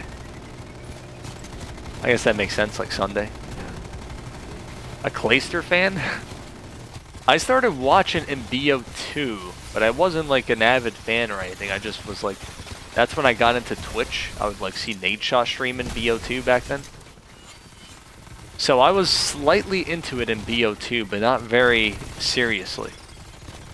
And then I sort of got back into it randomly, years later with, what do you call it? With, Black Ops 4.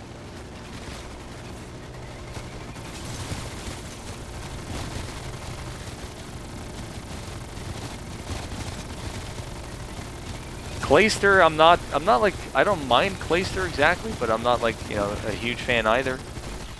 I was a fan of, and I guess still am, I know some people might not like them if they're Optic fans, but Dallas Empire.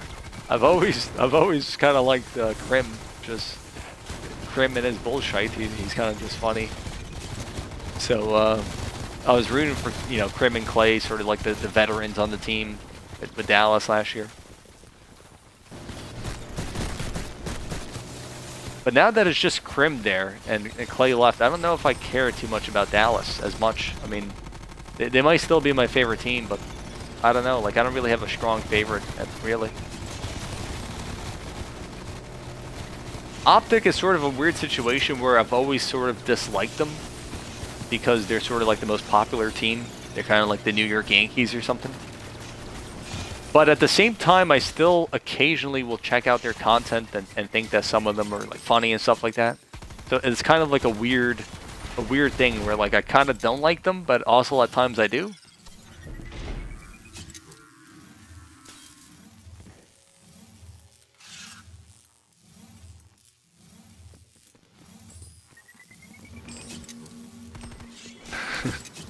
How you doing, Bumper? I love Dallas. Yeah, I mean, you know, like I said, I'm a fan.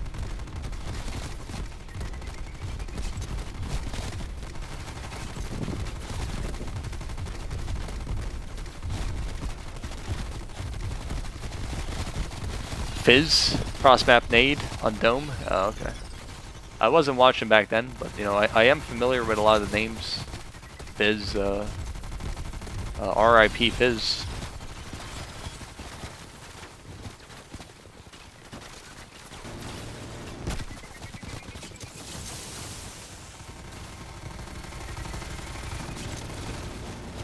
Rainbow's weird? What are you talking about?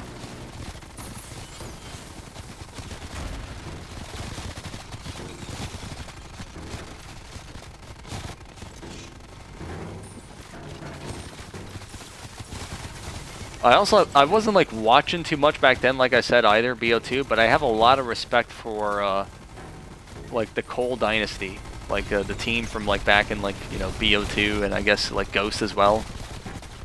You know, people like TP and Karma, Prim.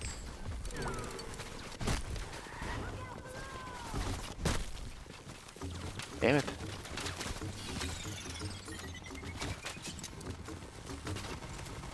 and Aches, and I guess Clay was part of that dynasty for a bit as well.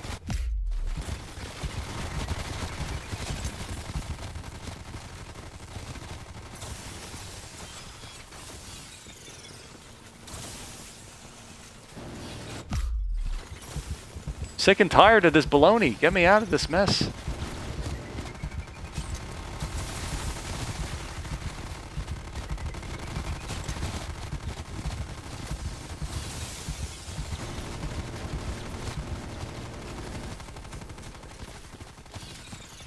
Sick and absolutely tired.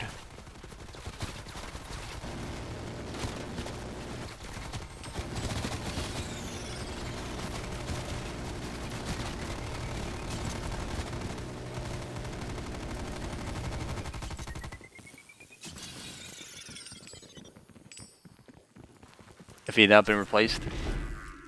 Well, the thing is, like, also another thing that made me realize what got back into it was I would watch, because you guys know, like, I play some Blackout here and there, or I used to.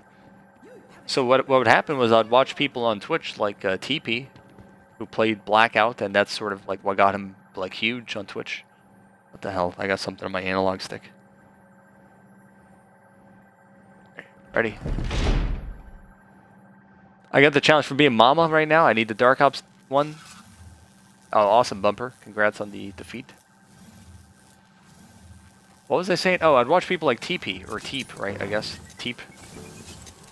On Blackout, and then, you know, he was, at the time, he was the coach of Optic for BO4. So by extension, I was sort of interested in seeing what was happening with that, so.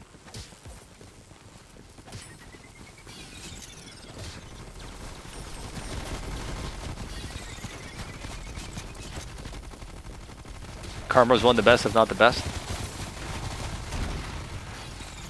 I kind of felt bad for how his career ended in a way. I mean, now he's with Optic and stuff as, like, what, a content creator and stuff. But I kind of felt bad because when he was with Seattle, he signed with the Seattle Surge when the league formed with the city-based franchising model. And I don't know, like, I saw their team and I was like, oh, maybe they're going to be decent. Like Octane and Karma. And who else? They had, like, Enable and someone else, like Apathy, I think. And I was like, oh, you know, maybe a decent team or something. And then they were just, like, the worst team known to man. How you doing, Bond? I'm doing good. Hope you're doing well as well. Dog Rambo, just checked my stats. They wiped. I don't even have any Dark Ops or Mama back challenges. Shaking my head. Not sure what that's about, Hunter. Oh, that's weird. Your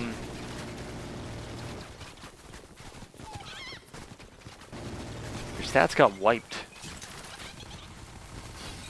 Were they there? They were there originally, Hunter?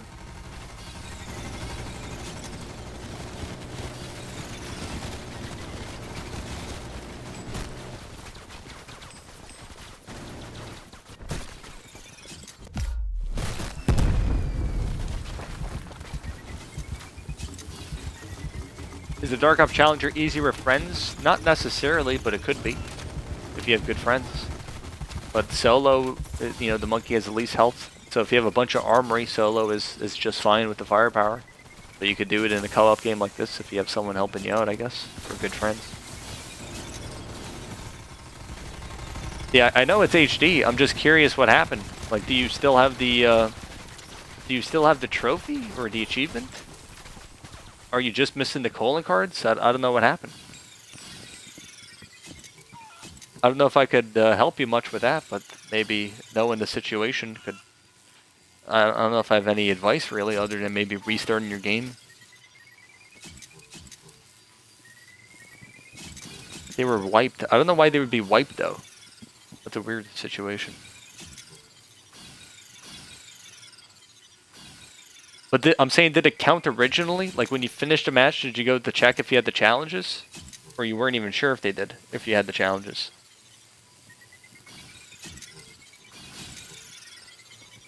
Anyways, I think we're good to go. Our Drenzy has no friends.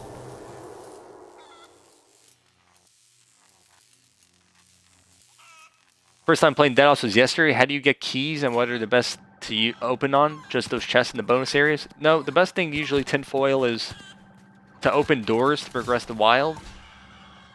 I would recommend, if you just started playing yesterday, you have probably a lot to catch up on. I would recommend checking out a few of my videos, such as the wild exploration video. It gives you a complete walkthrough of the wild and gives you an idea of how maybe you should be using the keys and some general strategies for that. So, yeah, I have a YouTube. I have a lot of videos there which, you know, not that they're going to all be super helpful or help you get better necessarily, but they should sort of expand your knowledge about the mode at the very least. So I would recommend checking them out, seeing what sort of catches your eye, and I think there's some stuff that could help you there.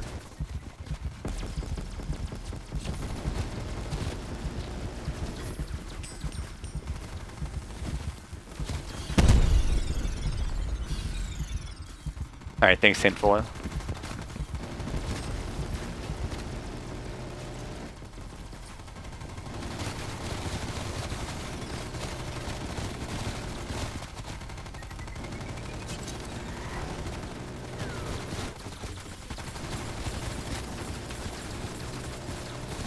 Yeah, the wolves are the Achilles heel of first-person mode, I reckon.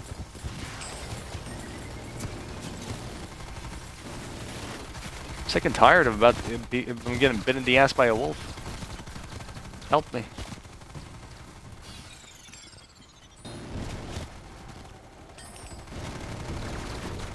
The thing is, if you just started playing tinfoil, like I'm down to answer questions, but you probably have like a lot to sort of grasp about the mode.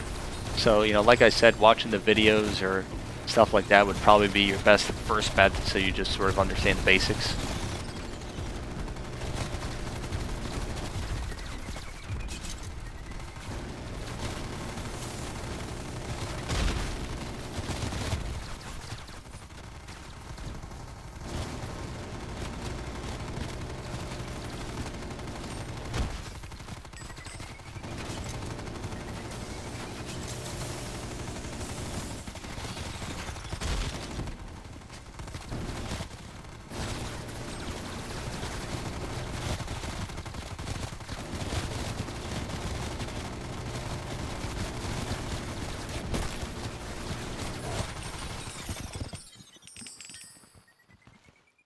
I got some bullshit on my analog and it's like slipping. Alright, I think we're good. How come you don't have an RPD? I have the Fate of Firepower, which is a permanent death machine. So again, that's something you would be able to find out more about in some of my videos where I talk about all the upgrades you could get and how to choose which one you want, sort of thing.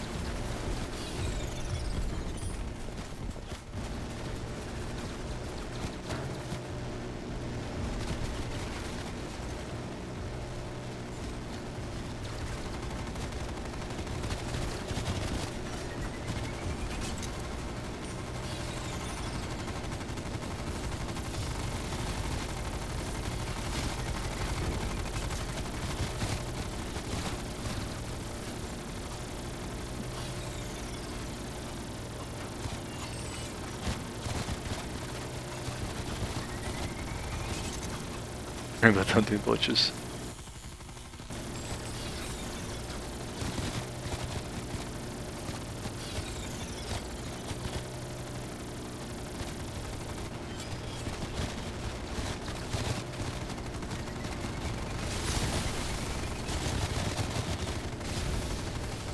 By the way, everyone in the game is doing very well. Just keep it up. Don't worry about dropping low in lives. Eventually, everyone is going to be 0 lives on round 63 as part of our strategy for the boss round, so don't fret it if you're dropping low. Eventually, everyone is going to be 0.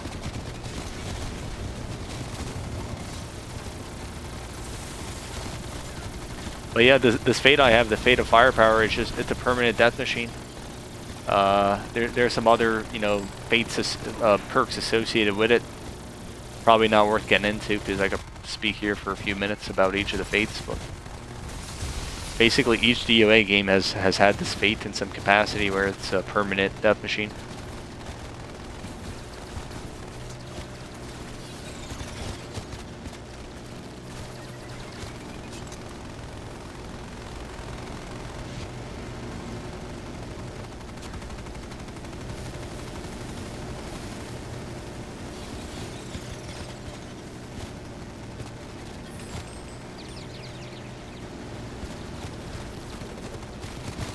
Rainbow will be at 0 lives as well. Yeah, maybe.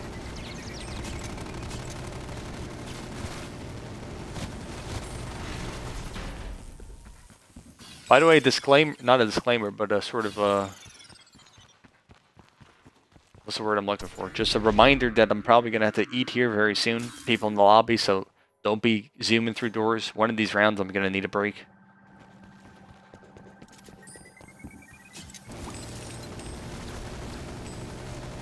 I missed somebody's message about the COD League. I need to like scroll back and see what it was, so I apologize for that. It's just like I can't like put down my controller for a second though, because I'm gonna get bit in the ass by a werewolf, or just a regular wolf, I guess. The werewolf was laid to rest. He's not gonna be a threat anymore.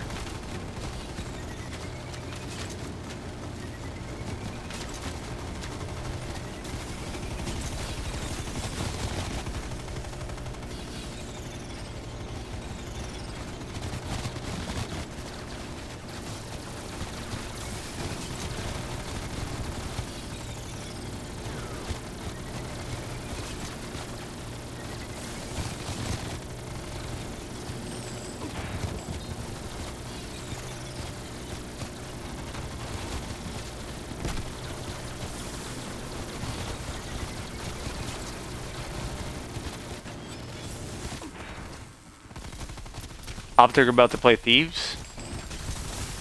Should be an interesting matchup. Who are you guys rooting for? I'm more of like, I mean, not that I love 100 Thieves, but I guess I would prefer them to Optic perhaps. I kind of, I guess, a bigger fan of like Nate Shot than I am people in Optic.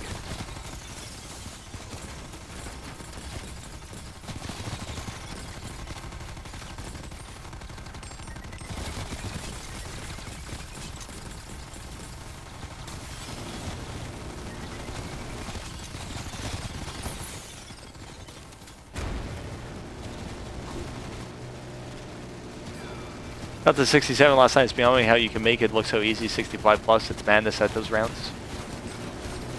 Well, the more you, when you get there the first few times, it seems very difficult.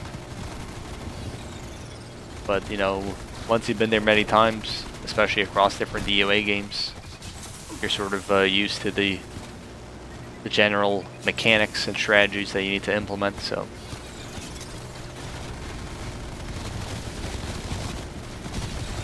Nate Shot pulling out the HBR, yeah.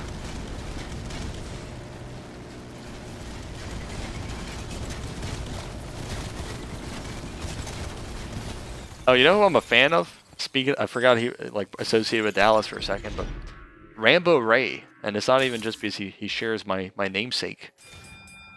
But Rambo Ray, I've always had a lot of respect for him. Pretty interesting sort of career from you know, start to present.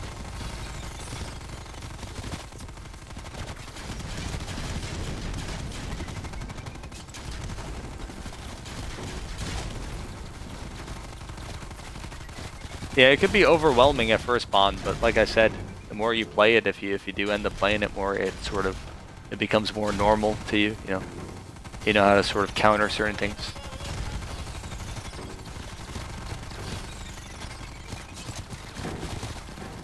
Rambo choosing 100T over Optic. I'm sick and tired. Dude, that's another guy I have a respect for. Slasher. Slasher's League. The dude is just GAing everything. I need to start GAing things in DOA.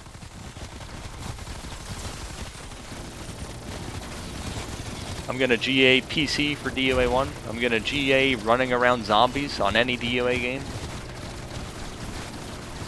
First person mode, GA'd. What else do we got here?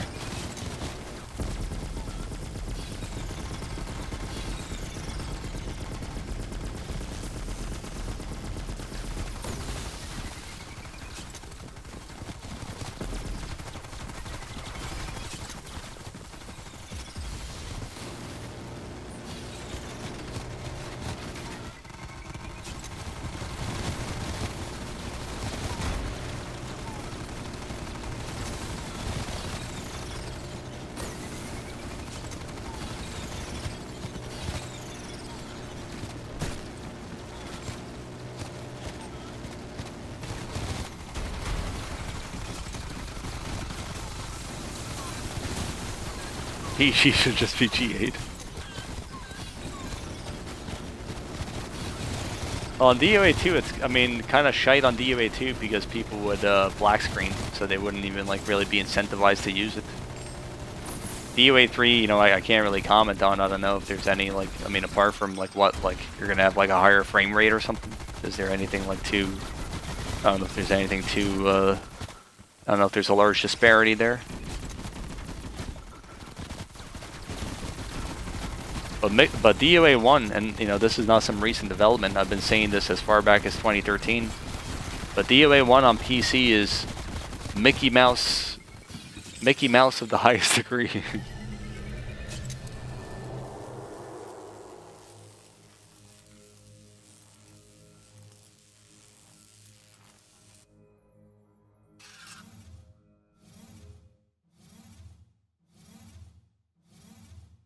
I guess I kind of like, I don't know, like.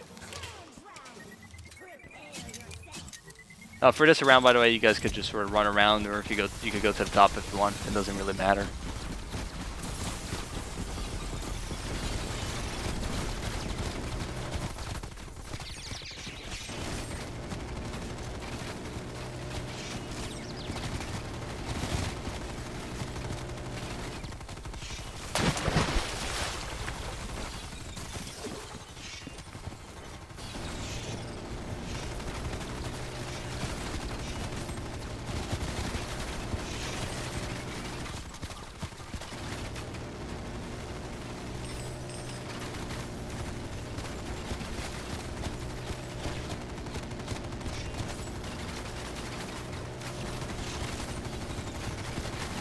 Oh, by the way, I need to take a break at the end of this round, so no one go through the door.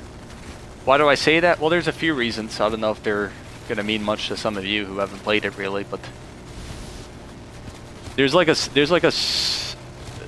different spawn system to the zombies on PC, which I've never noticed in my years of playing consoles or watching console games. And some people, they don't claim it exists. I don't know, but whenever I watch PC, I notice it. Noticed it many years ago, where it's like a different spawn system where they come out of 2 doors and double door you, and whenever they start spawning from the 3rd door, you know that one of the 2 previous doors is going to ease up in like less than 3 seconds. So what happens is you have a lot more consistent 2 doors rather than triple and quad doors, and whenever they do change spawns, you know that one of the previous 2 spawns is going to ease up, which could dictate where you move on the map, and sort of it's like a semi-predictable spawn system on PC. Why that's a thing on PC instead of consoles, I don't know. There are weird disparities that exist. But that's what I've noticed in my years of watching PC gameplay.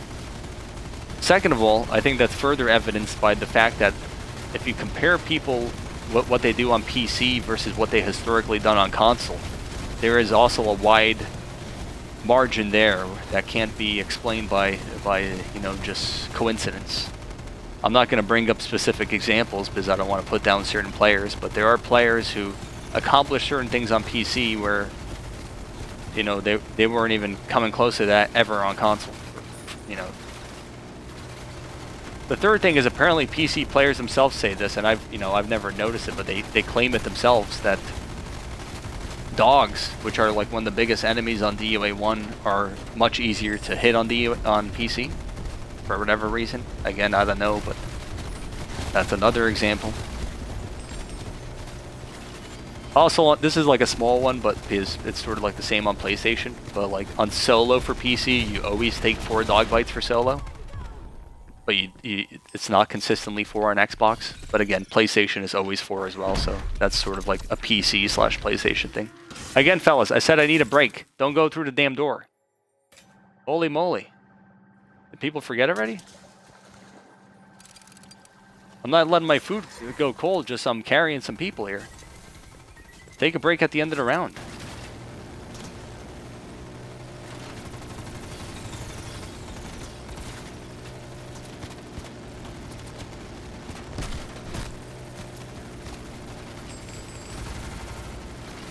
Anyways, also some people on PC, this is not like a widespread issue exactly, but they could also manipulate their frame of view on PC where they zoom out their camera more for solo.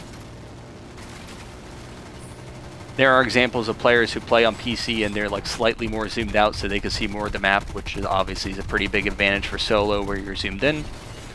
Also, another thing that some people do on PC, and again, not everyone's guilty of this, but they change the textures of certain enemies so they stand out more. I think that's pretty cheap. So like Nova crawlers or dogs sort of have sort of a different color to them. Also, what they'll do is they'll also sometimes take away certain textures, certain things on the map. For example, trees. Trees in the jungle map, they'll just disappear altogether. So you can pretty much see the zombies spawning inside their doors before they appear. Whereas on traditional PC mode or on consoles, you know, the zombies are going to be obstructed by trees for the most part. So they're like manipulating like parts of the map that are there, and it's kind of silly.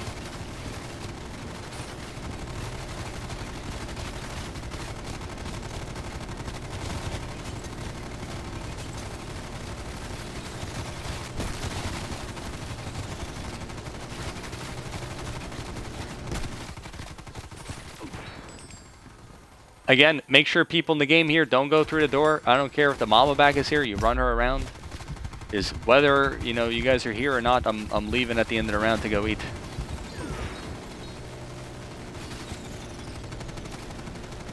I've already explained not to go through the end of doors around this point in the game. I don't know who it was, I don't care who it was, just don't let it happen again.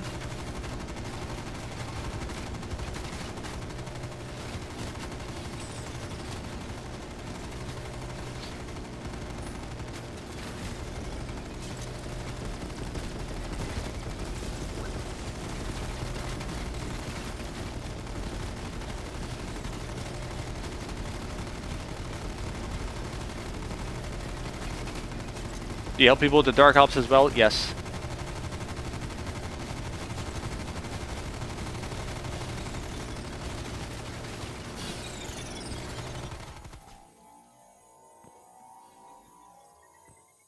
Alright. I'll be back in a few minutes.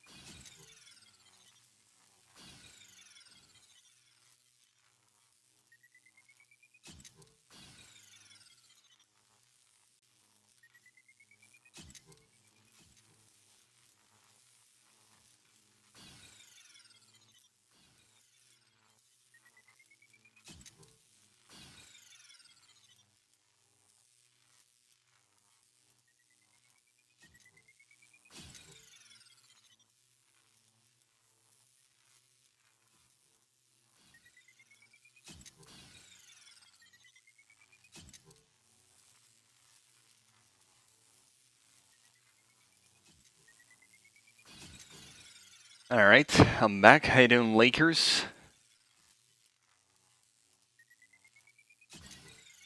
Everyone's playing well here.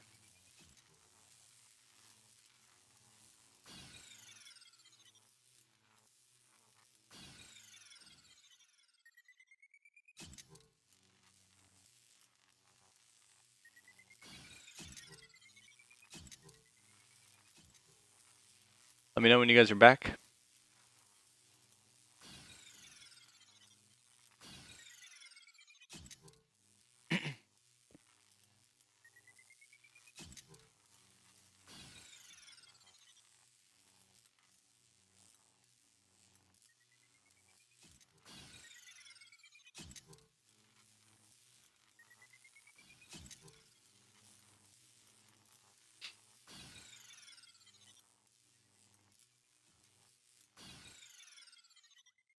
All right, everyone here.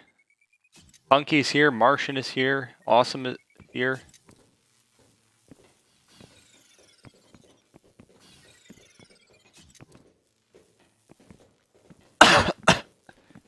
Stop jumping, fellas.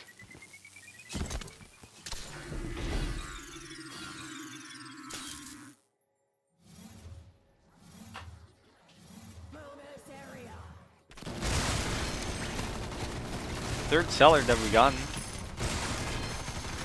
We'd like to see that.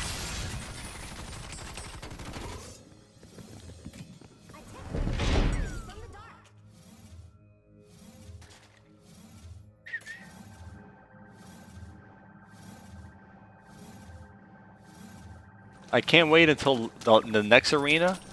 I'm just gonna watch LA Thieves and Optic play while camping. I can't be bothered to look at the screen.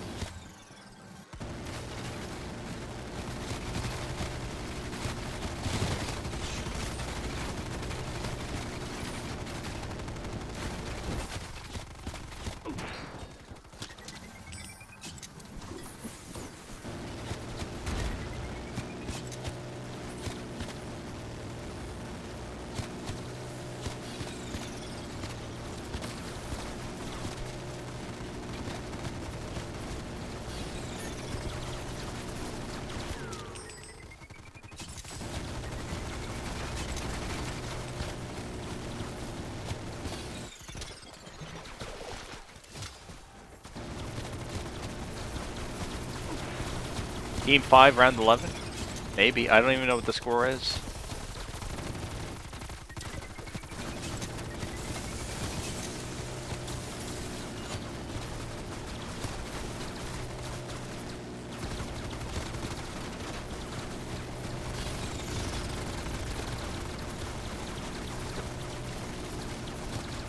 Is turning Gore off better? It makes it to where there's less baloney on the map. For that reason, I like it.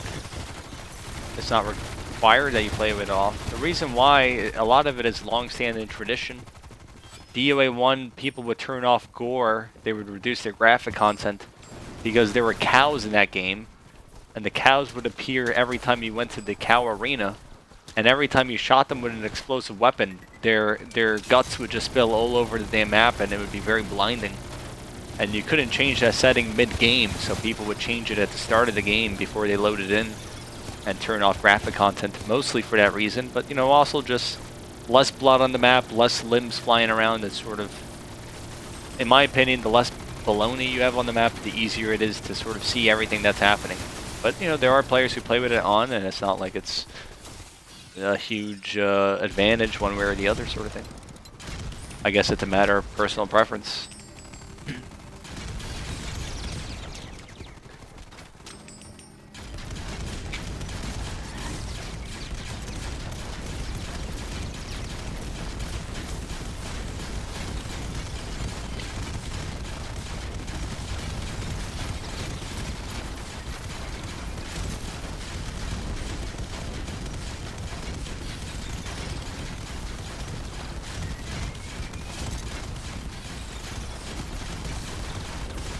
Heading casual.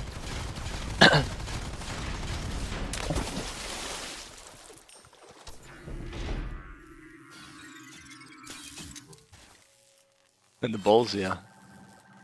Any tips for the calling cards that you need kills with tanks and bombs and speed boosts? Well, the speed boost and bombs one is easy enough. I mean, you could just keep playing and use your armory. You get 1 nuke and 1 boost every round. So you could just rack up a bunch of kills like that, or just play naturally. The one with vehicles is a little trickier because sometimes it doesn't register properly, doesn't track properly. But again, if you keep playing, eventually some kills are going to be tracked and you'll get it. So I don't really have any advice other than maybe taking blessings, aka fortune, as your fate in the Room of Fate. That'll make it to where vehicles last 80% longer. So if you get one on, let's say, round 17, you know, you'll have it for a longer period of time, which means more kills. Some people say you could get the mech in the wild and sort of rack up kills there, but I think there might be a sort of thing where only some of those kills track, so something to keep in mind.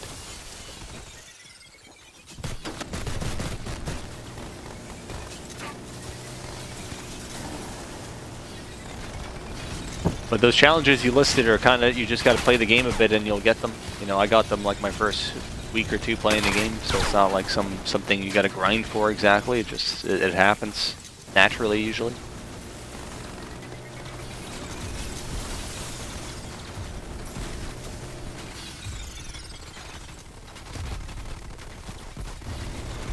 Yeah, I mean, the thing about first person is you can sort of mix and match a lot of fates, especially if your goal is, you know, 64 or 70 or 80 or whatever. You could get away with mixing and matching a lot of fates and you know, doing relatively well.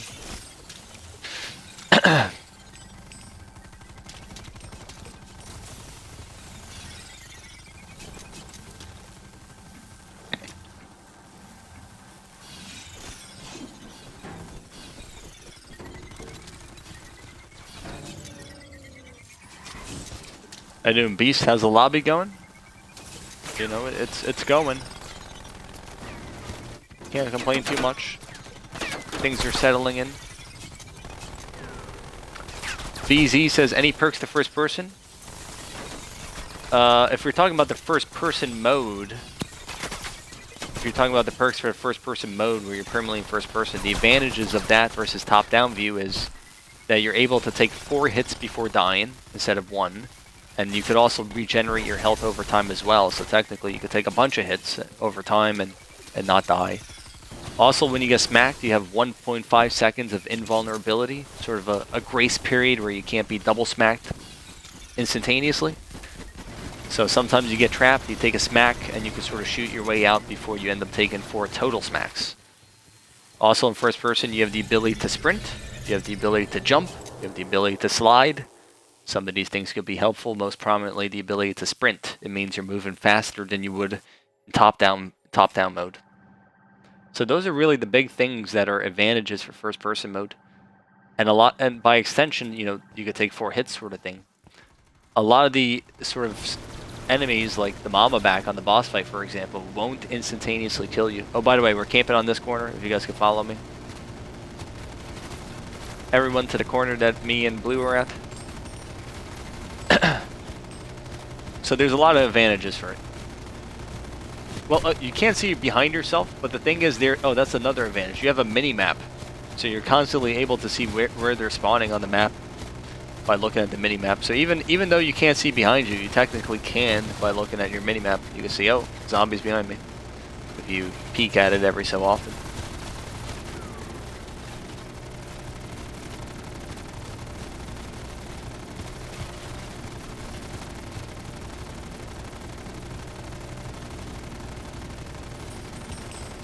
Love this arena. It's like a welcome break. Yeah, I'm gonna go watch the Call of Duty League right now.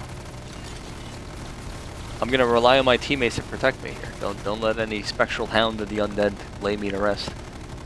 All right, looks like LA Thieves is about to take this search round. If we're being frank about the situation at hand. Oh, almost disconnected my Xbox. Does the camp shot work on top down? Yep. You could camp here with like 2 players who have firepower each. You could camp here, or if you have a 3-player game, you could camp, or 4-player. Learned a cool tip the other day. Mama has a text bubble appear before she does her boost attack at you. when she does her boost attack, she's standing completely still. So that's like the more obvious tip rather than a text bubble. She won't just like randomly boost at you. She always stands still for several seconds, and that's like the tell giveaway that she's about to do her boost. Wouldn't think you'd be interested in the CDL? Yeah, why do you say that? Does Rambo hate on everything or something? I mean, I'm not like you know watching all the matches exactly. I kept up with it more closely in DO4 and Modern Warfare, surprisingly, even though I didn't buy Modern Warfare, just because I had sort of more free time to watch stuff like that. But with this game coming out, I'm sort of streaming DOA a lot more and playing it and doing YouTube stuff and other baloney. So, quite frankly, I haven't had too much time to delve into the Cold War scene. You know, I haven't had a huge interest in it.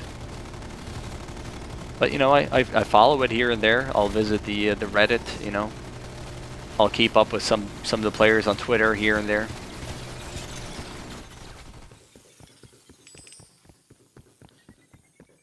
Do zombies have more health with more players? No, except certain special enemies do. I don't know. It might have changed with one of the recent patches, but so I don't know. Like all the list of special enemies with more health, like the Warden, for example, has more health. I'm pretty sure. Excuse me. And the Mama Back has more health, stuff like that. But no, the regular zombies don't have more health. There's also not any more zombies on the map with more players. It's the rounds are identical. Now, some of you may ask, well, if there's the same amount of zombies and the health doesn't really increase, and the rounds are the same length, then isn't 4-player better? Well, not necessarily. With more players, you have more people splitting stuff on the map. For example, there's not going to be more nukes that appear just because you're playing a 4-player, so you have to spread the goodies more evenly. More mouths to feed, let's say. Plus, also, there's less room to maneuver on the map at times when you have everyone running around and pulling zombies in different directions. So, 4-player is not inherently easier because of the conditions mentioned earlier. There are also setbacks to it. So, you know, hopefully that clarifies it a bit.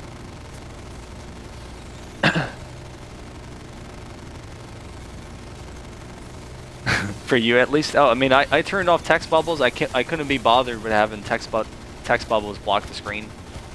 But I mean, if it's more obvious, then you know, go ahead and use it. I'm not going to discourage it. But she'll stand completely still, and when she's about to do her boost attack. Do all players in this lobby have 2 fates? No, that's pretty rare to have everyone with 2 fates at this point. Only player with 2 fates is Red. He has Feet and Divine Shield. I have Firepower, Blue has Fortune, and Yellow has Divine Chalice. So Red is the only one with 2. He has Fast Feet, so he moves quicker. And Divine Shield gives him sort of a few things, but really the big thing right now is that it gives him a shield item at the start of each round. So basically a saw blade or a set of barrels. Do you have a favorite CDL team? I don't really care. I don't even know like some of the teams, to be honest, now with some of the roster changes. I'm not like, I can't name every player in every roster for some of the lesser teams. I haven't kept up with it that closely. But for Modern Warfare, my favorite team was Empire. I was a big fan of Krim and Clay being sort of like the 2 anchoring veterans on the team with younger players there as well. So Empire, I know that might not be the most popular choice. Some people sort of love them or hate them sort of thing. So I guess by extension, I'm still a fan of Empire for the most part. But maybe there's some other teams that I like as well. I just haven't really. Oh, E United, yeah, I was actually rooting for them as well. In BO4. I was really happy to see them win win champs.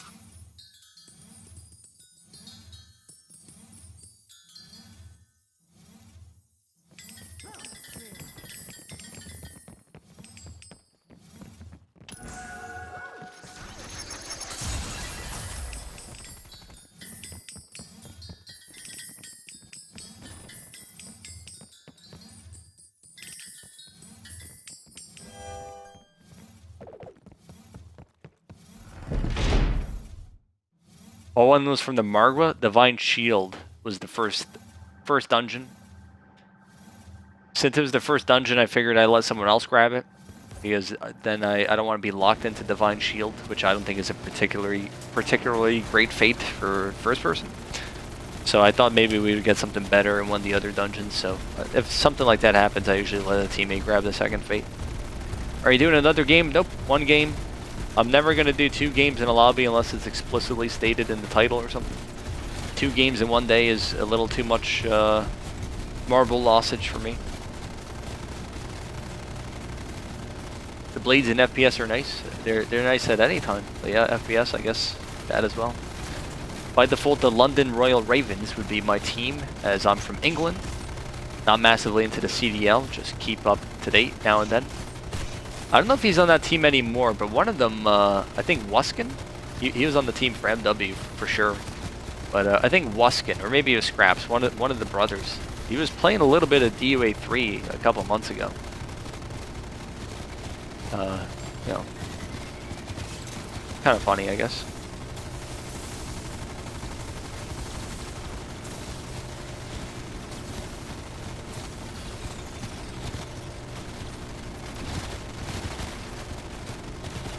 Yeah, aren't they on separate teams now?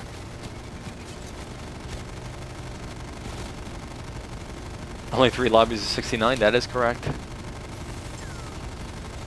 Can you hop over the fence from stairs in first person from this spot too? Yep. Oh, I missed. Here we go. Oh, thanks for telling me. I got a nuke here to grab. Thank you very much.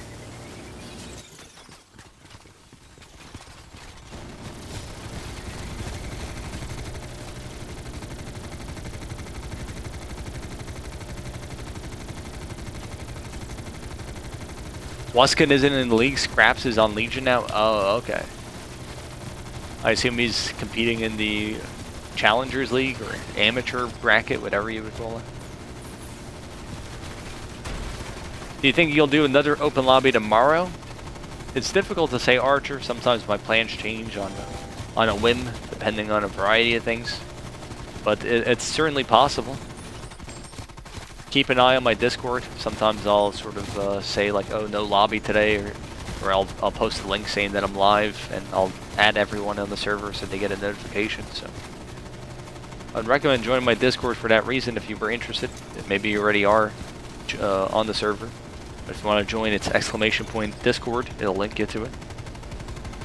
All right, so Thieves won 6-5 for the search round. It looks like. I guess Optic was competitive.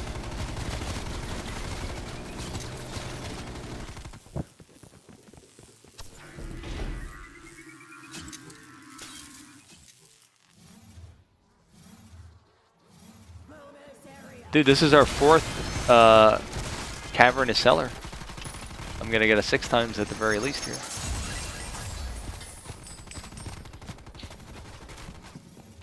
I don't think it's ever given us a key here, but whatever. We have a couple of keys.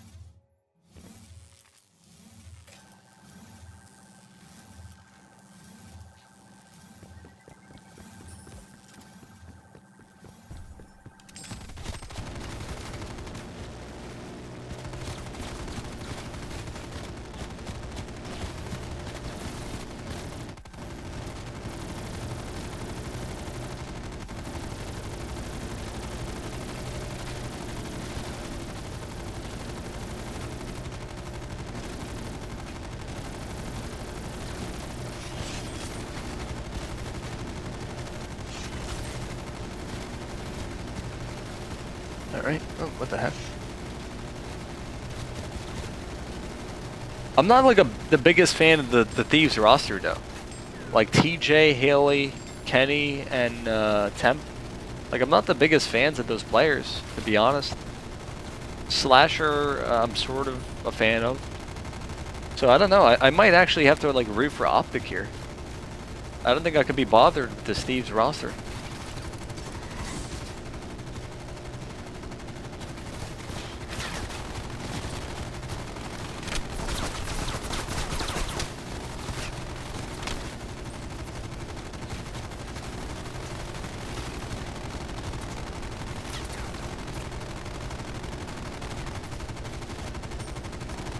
I've never been the biggest fan of Temp. I don't know, like, I haven't followed his career too closely, but he just seems like, I don't know, like, I know he won like some sort of event last year with the New York Subliners, but it seemed like he was always just like, always trying to like trash talk or something, and the guy literally never won anything.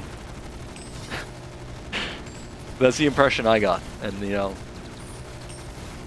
I'm not the biggest fan of that in terms of, you know, all talk and very little play. He's an onliner. Well, he was even before online, he was considered, wasn't he? I mean, I guess, I don't know. What was the narrative? That like he could never perform on land, but he was always like a good player sort of thing? Highest round on DOA3 is 192. I did it back in January. 192 2-player, and I also did a 192 3-player in December. Discord link work? It should. Does it not work for you guys? I know someone joined the server. What's his name? AIK or whatever? Sometimes it stops working if like a number of people use it, but I don't think you guys have reached that threshold yet. Solo high? I haven't even played a solo game, to be honest, so far. I'll have to do one at some point, and I've been saying that for a while, but there's always like something about a certain patch where I'm like, you know what, I'm just gonna wait for that to be fixed, and then like some other issue ends up being introduced, and then I'm like, you know what, well, it could wait a little more. So I don't even have a very high solo. It's only like I quit on like some round shortly after the boss. I don't even remember what round it was. But we're gonna camp up here, the 4 of us, so make sure you follow me.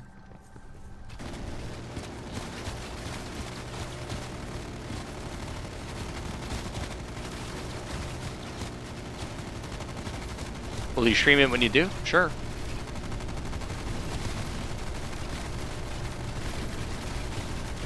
I want to play some sort of like a 3-player or 4-player first, though, to be honest. I think we could get really far with such a setup, even with some of the whatever bugs which may exist. But the thing is, it just sort of demoralizes sometimes doing restarts for Fates, and where someone lags out and it throws like a wrench in our plans. So I guess we just gotta. People are lagging out here. Am I the only one sick and tired of people lagging out? Oh my gosh. I think open lobbies just need to be put on hold. There's like way too much instability.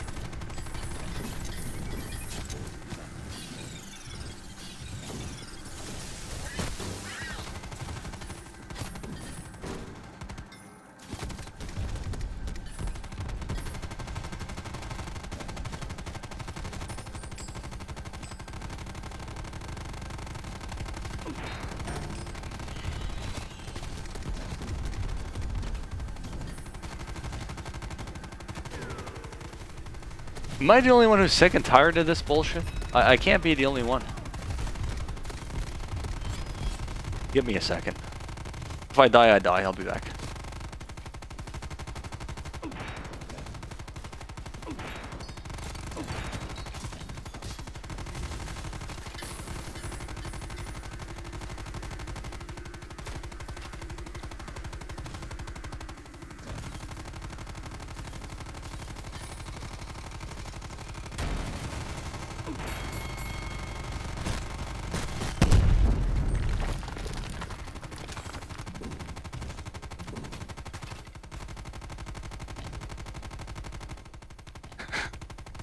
I don't know what to say about this. Although people are complaining about servers going down and stuff, and I cannot help it. I don't know what to do.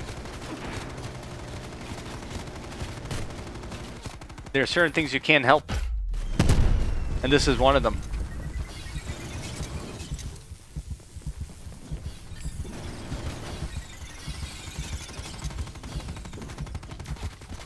If you lag out, leaderboards don't count. We have more important issues than leaderboards here.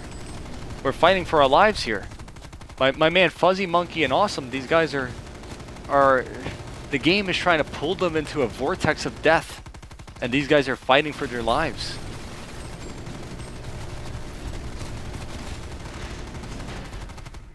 Stay here, don't go through. I'm surprised these guys have managed to like hold on with their dear life. This is quite impressive. Don't go through.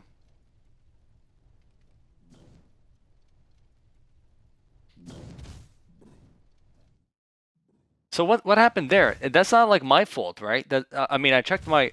I'm looking at my bitrate on my stream. It's perfectly fine. Nothing odd about it. So I'm looking at my router. My router is looking nice and clean. I'm not sure what's happening. I'm assuming it's the servers. Everyone was lagging. Unfortunately, one guy lagged out. The Chalice player, who was Martian Man. Why can't he rejoin? Because there's a bug with the game currently where it just doesn't let you rejoin. I can invite him. We could hope he joins, but it's not going to let him. So what we got to do here is we got to speed run to the damn monkey, and hopefully no one else lags out here. Yeah.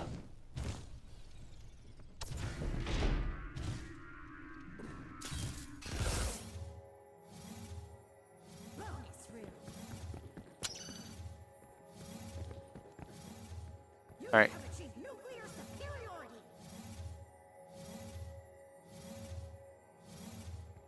He says he's still in, but he can't join?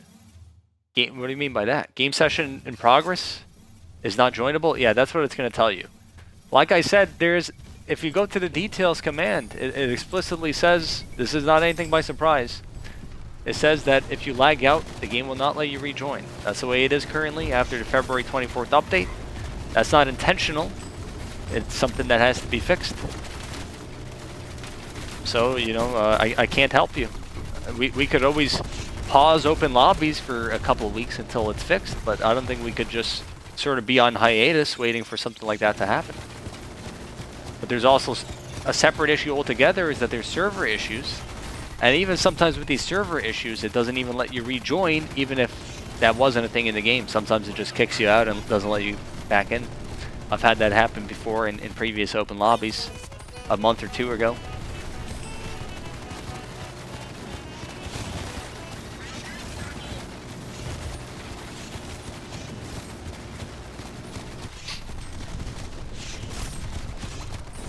What block did they add to normal zombies?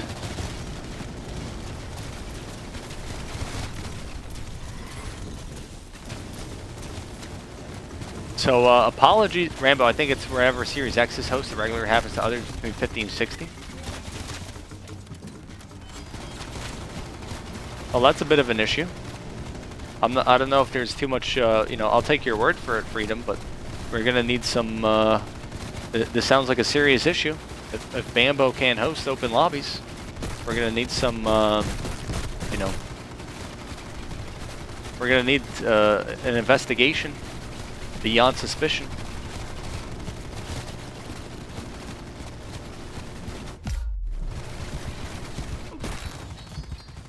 I'm sick and tired of this game.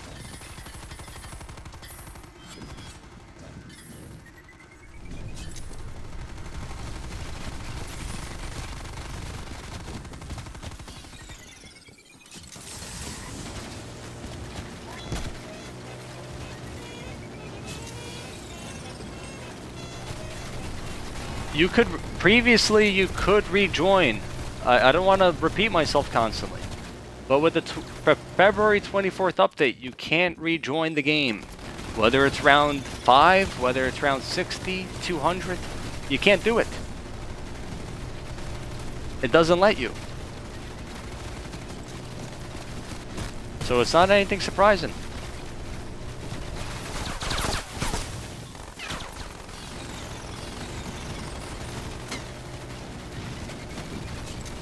But, tough situation for Yellow, being the only one who managed to lag out. Not sure why he was the one taken.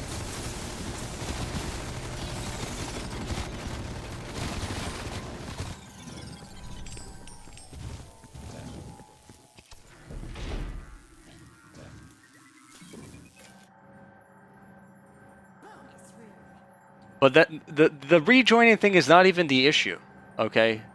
Because whatever, like that's going to be fixed eventually. The issue is that the past 2 open lobbies and also some other people's games seem to just randomly crash at maybe around this point, or maybe it's coincidental, I don't know, but it just seems to randomly crash. And, you know, that's not always a fun thing, as you could imagine.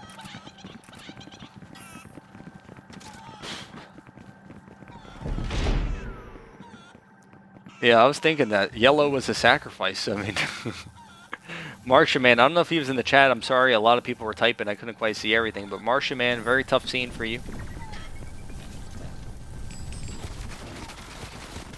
These other guys are not in the clear yet. You never know. They might be, you know, they might be goners at some point. Any moment might be their last.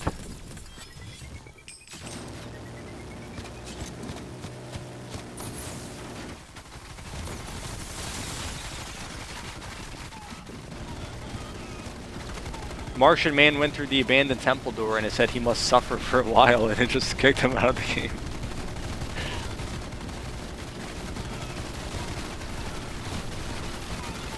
But it's not a joking manner. This is a true sadness. Could we get some? Could we get some blue gems in honor of Martian Man being sacrificed by the DOA gods?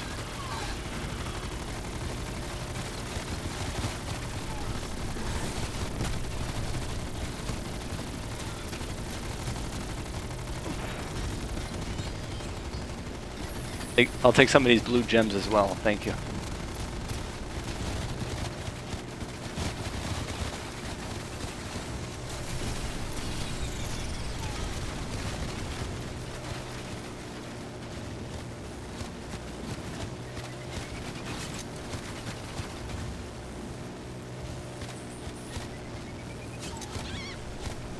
As much as I would like to give a redo to Martian Man to redeem a spot, like I said, with the unpredictability of the servers, there's a policy of if you lag out, it's unfortunate, and you could possibly get chosen again in the future, but you're not going to get a guaranteed redo type thing. Just because this issue is a lot more common now, and you know we don't want a long list of people that have to be carried to the boss sort of thing, you know.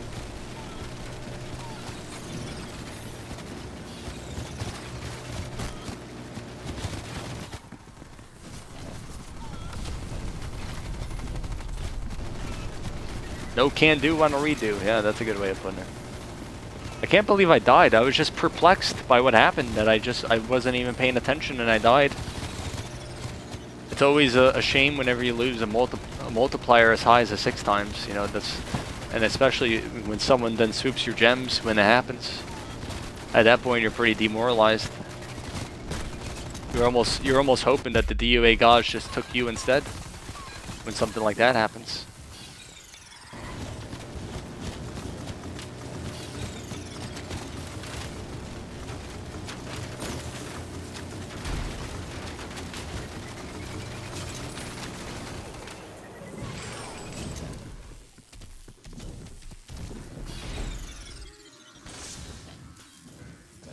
The uncle back already taking his victims. What the heck?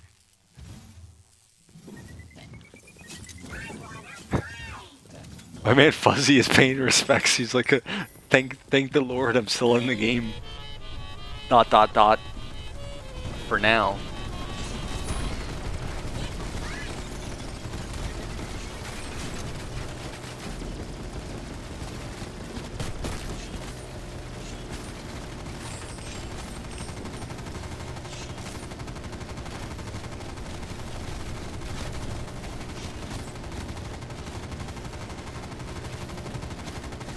You were just standing still though? What are you talking about? When I died? Like, what else was I supposed to do? Was I supposed to be like sprinting butt naked across the map when I die? Like, usually when you die, you're sort of just like, you're stuck somewhere for first person.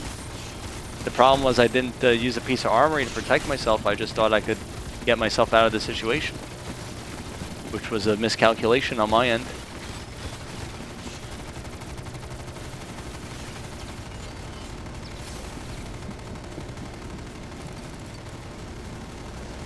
Genuine question, have you seen a decrease in players coming to carry lobbies after the introduction of first-person advanced start?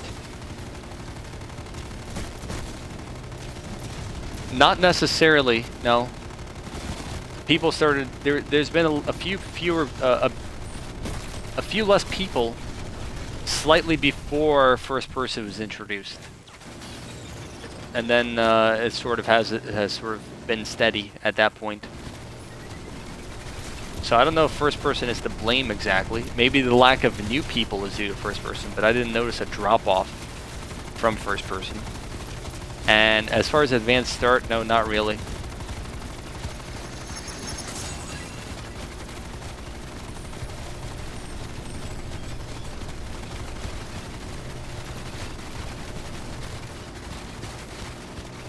It's just very inconsistent. You know, there like lobby number 10, that was pretty early on. That one had a couple people showed up.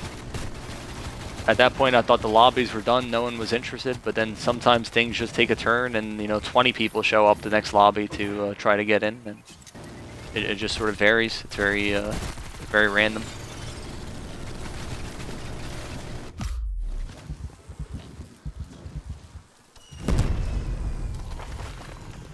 During all this chaos and commotion, no one told me to do a channel prediction.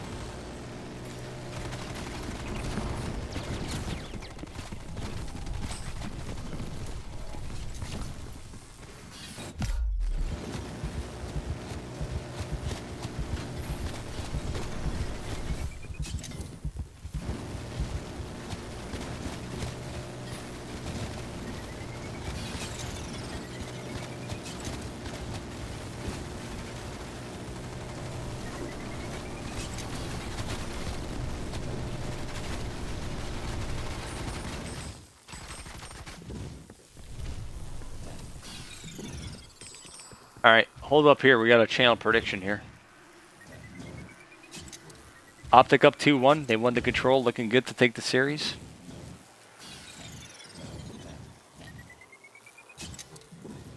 But in all seriousness, if you're still here, Marsha, man, very unfortunate what happened. I didn't mean to make a joke out of the thing.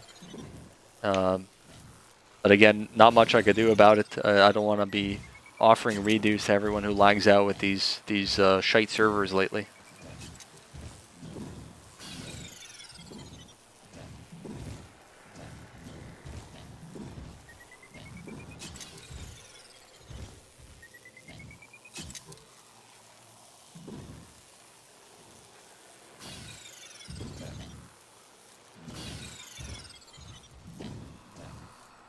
Alright, you guys have 5 minutes to answer this.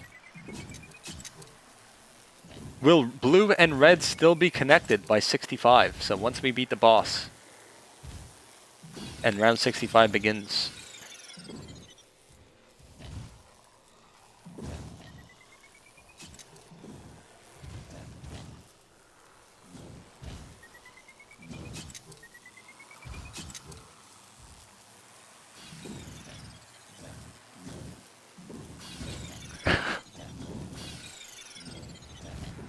Yeah, Fatal. I don't know if you were here. Freedom was trying to tell me it's an issue with Series X players hosting the game. I don't know if there's any strong evidence behind this theory. But he's trying to say Series X host equals lag out in the 50s and 60s. Not too sure about that, but everyone started lagging very badly in this game, and the only one who lagged out ultimately was yellow, but everyone else looked like they were curtains. It looked like it was over for them. You know, say goodbye, my friend. This is the end, friend, type thing.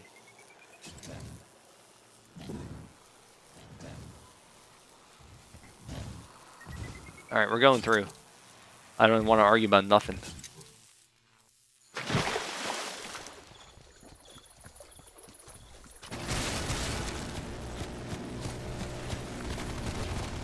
Everyone was on PlayStation. I don't know if it was PS4 or PS5. Maybe that might answer something, but they were all PlayStation players.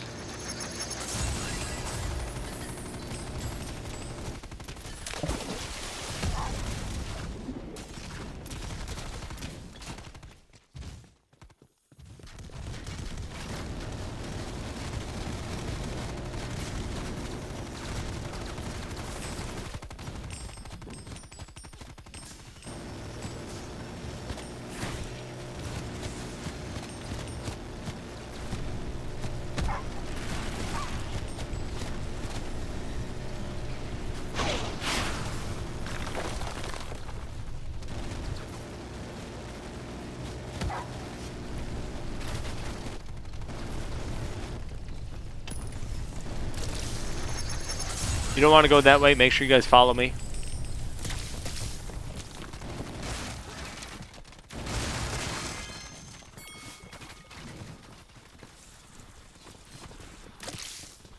Hocher's like, I'm convinced you guys gotta play with Xbox players like me.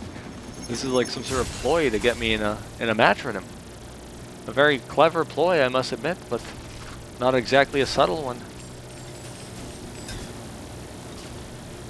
Why is it a suddenly whatever issue it is? It's a very sudden issue. It's not like crossplay has forever been doomed.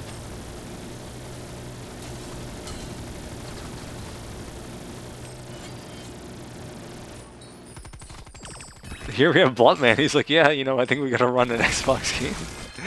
I'm being trolled here. I've made it to 192 2 times with people on different platforms. One game I was host, one game I was not. Now maybe there's some sort of new issue with crossplay. I won't dismiss that. But whatever issue it is, it's not like crossplay has forever been doomed. I've made it very far on crossplay without lagging out or having any lag issues.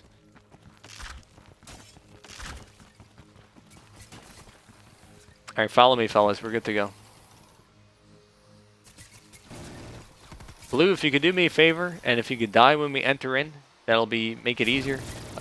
By the time you hear it, maybe, I don't know, but...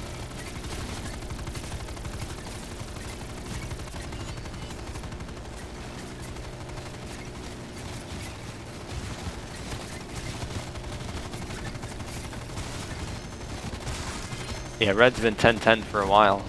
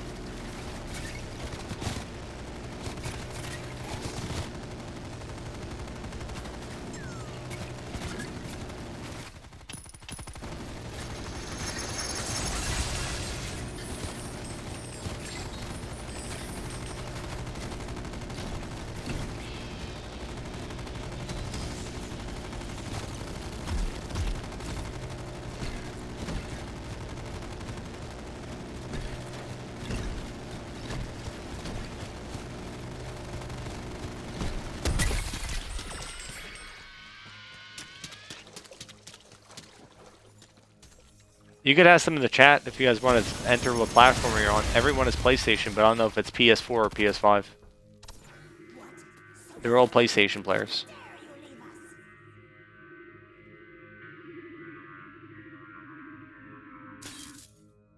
We were all Xbox and it didn't lag out, killer?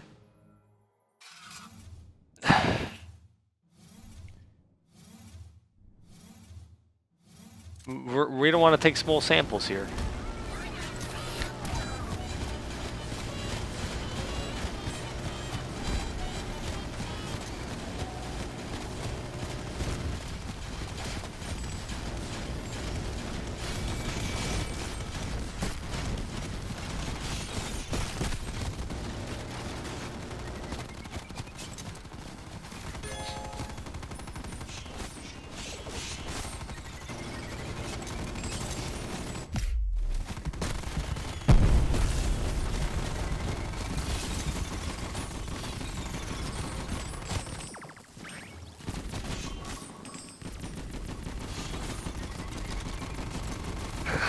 What the hell? Crossplay crash your solo game?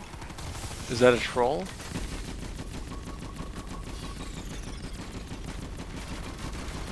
You don't have to shoot the mouths? Nope. I mean, it's just you shoot them wherever you want.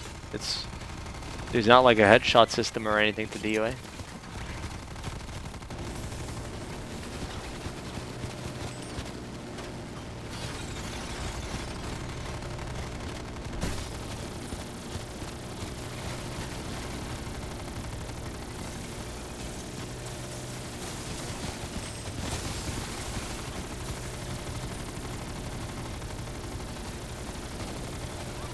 So I'm gonna say this from now, so you guys remember. But at the end of round 63, we're gonna take a break, small break to go over strategy. I know we can't afford too many breaks with you know, the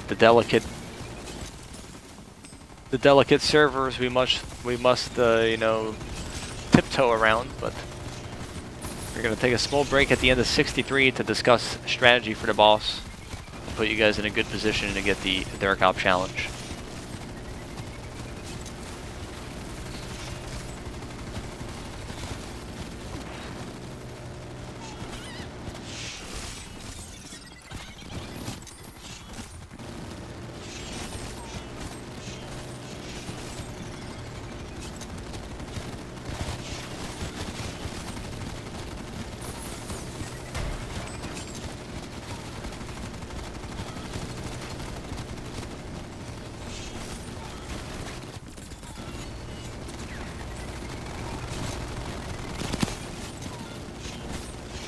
This was a weird situation though, because everyone was still moving around. They were just lagging out. They were just lagging real bad.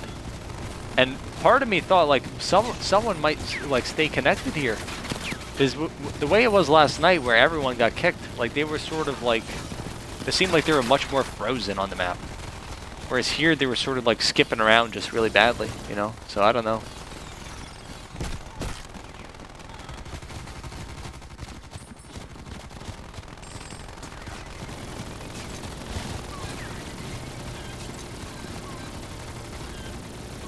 I wonder if ray gun to the face does extra damage like SOE though. I doubt it very much. Ray gun was always trash to it in DOA2 and in this game in my experience. Not that I use the ray gun very often on the Margaret here, but I've definitely used it on DOA2.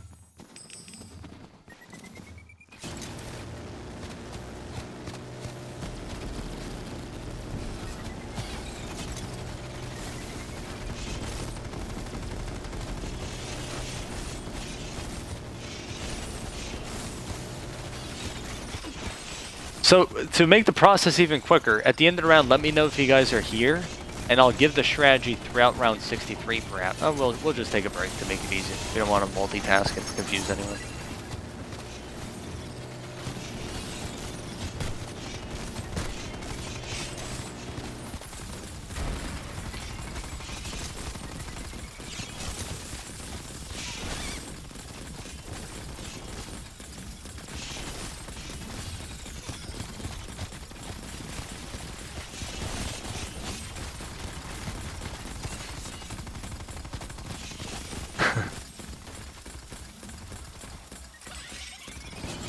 So why the hell can't people rejoin? It's not intentional, just some sort of weird bug.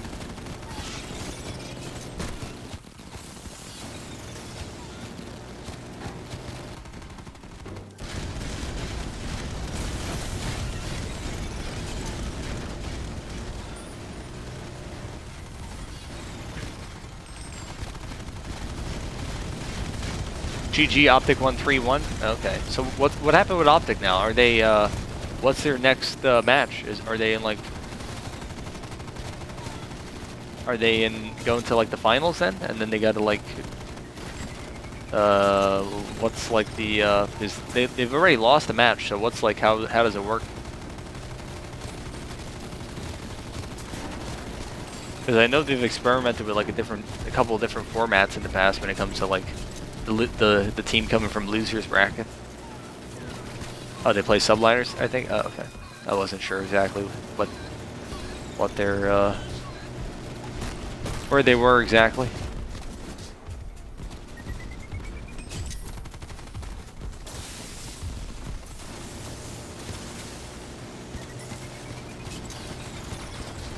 And the winner of that plays FaZe Dallas. So who does the loser of FaZe Dallas play then?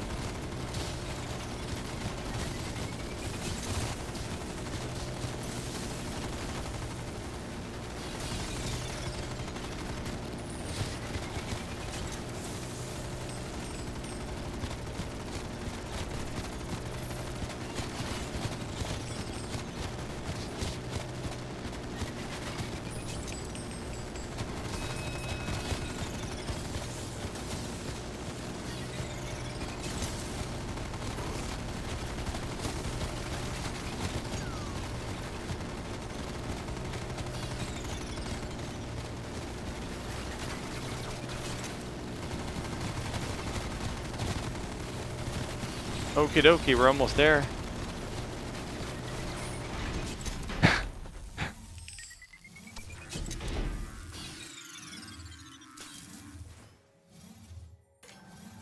They hotfixed the exact opposite. Well, it wasn't a hotfix. It was part of the February 24th update.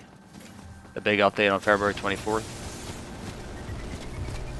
Someone was saying that they changed something with zombies, and I think they were someone in the chat. I forget who it was, but they were saying something about the zombies rejoin system change, and that it might have like somehow affected DOA as well by happenstance.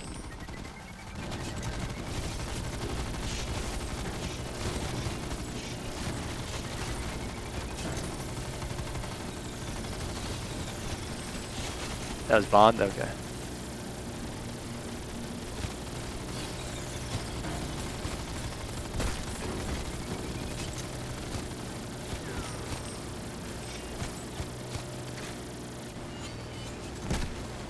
How hard is it to get a 7 times multiplier?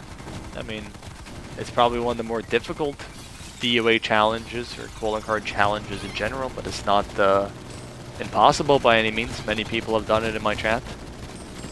You just need to have some decent understanding of the game, especially the wild area, and you know, be ready for a few restarts, whether from bad luck or just sheer lack of experience, and eventually you'll get it.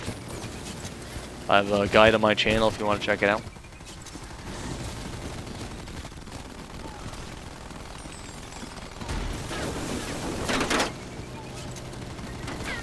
So what happened to you, Blunt Man? You were playing a 4P earlier, and then it became a 3-player, then a 2-player? Sounds like a bit of a shit show.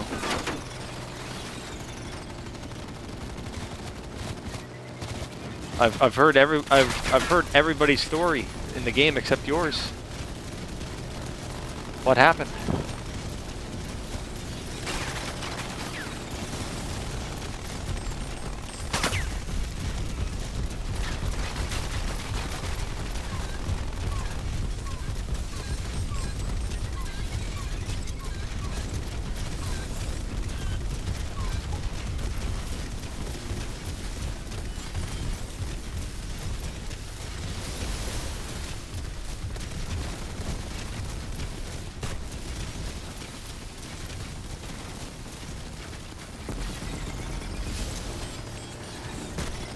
Oh yeah, it's also easier in first person mode. To a large degree. Oops, excuse me.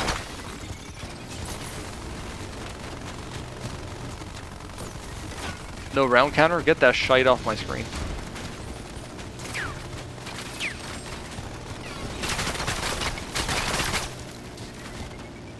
You think I could be bothered to edit videos for YouTube where half the clips have a round counter and half don't because it didn't exist back in the day? I'm not one for inconsistency. Oh, speaking of.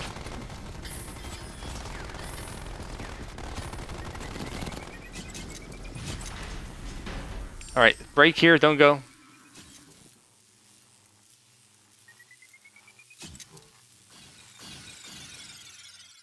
Alright, are you both listening to the stream?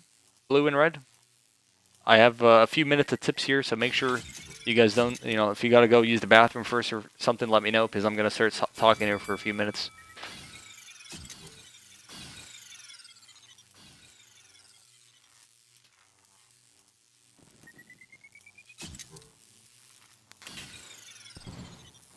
Alright, you guys are listening? You don't even feel like typing anymore, you're just jumping? That's your form of communication? Okay. The thing is, I just don't want to talk. I don't want to start talking for 5 minutes rapid fire, and then someone says, "Oh, sorry, I was taking a shite. I didn't hear a single word you said." So just waiting for confirmation from Awesome. Make sure he's listening.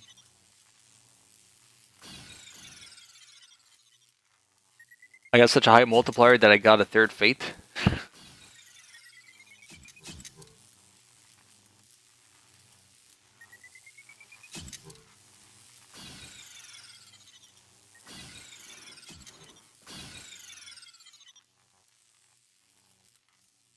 Yes? Okay, awesome. So I'm going to start talking here.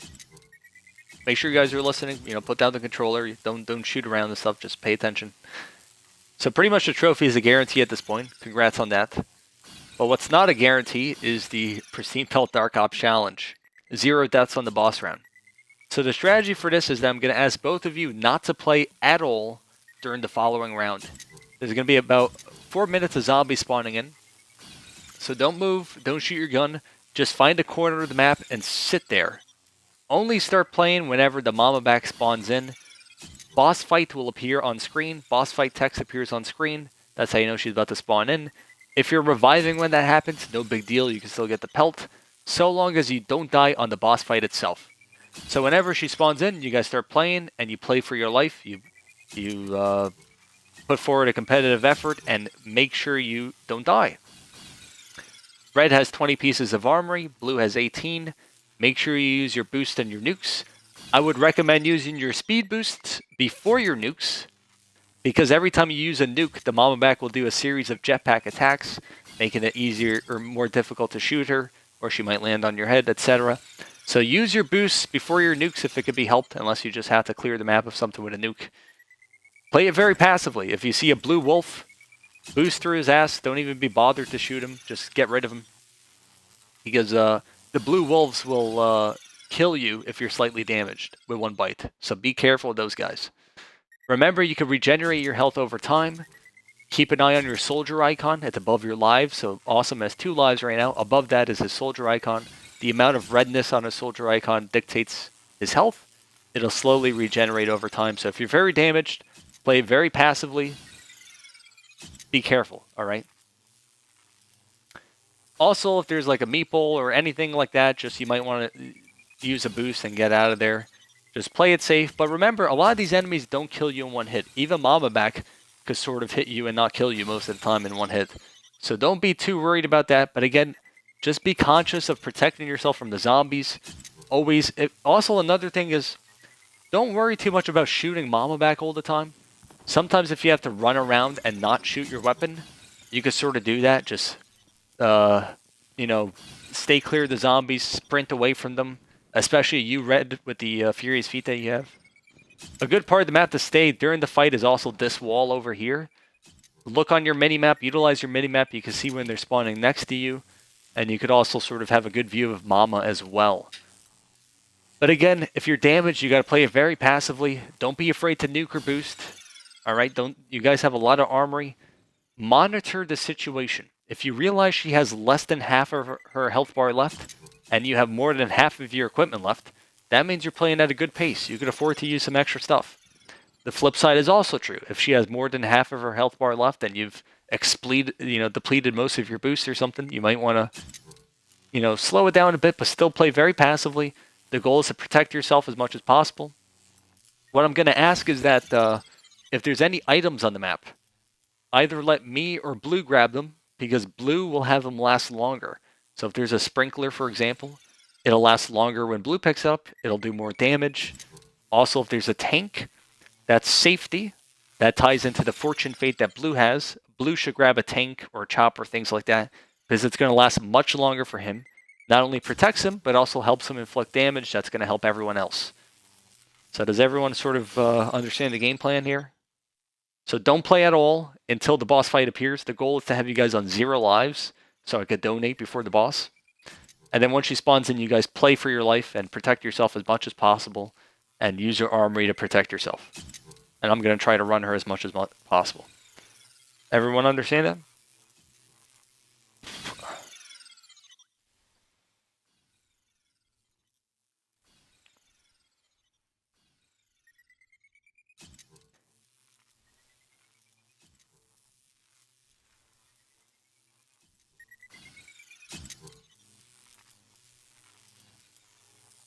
Is there a predetermined spot she spawns in? I think it's sort of different parts of the map.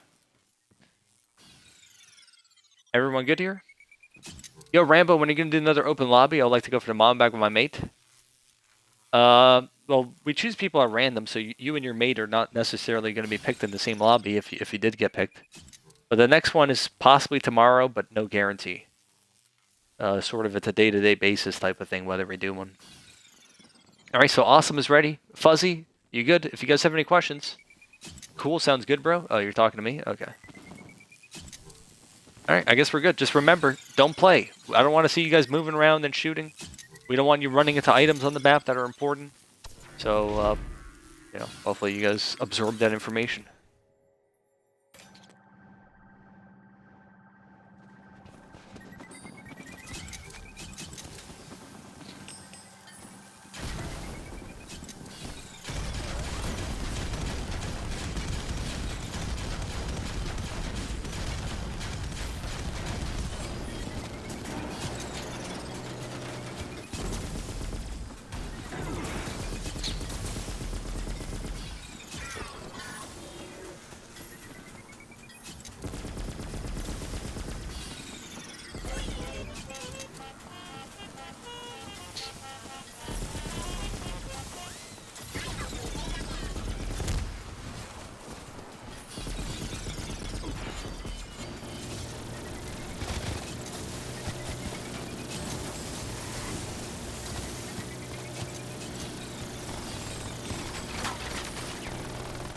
I gotta turn off this shite.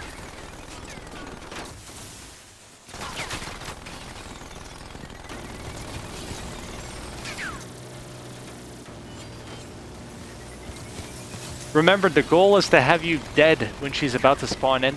So there might be a situation where I'm running around a couple zombies here at the end of this round, and I need you guys to die before, they die, sort of, the zombies die before she spawns in, so try to keep that in mind. But once you see the boss fight text appear, you don't want to die. You don't want to lose it immediately, so be careful. Be conscious of that. Sometimes the zombies bleed out or hit a pole or something, so. But the goal is hopefully to have you guys on the floor reviving when she spawns in. That's the strategy.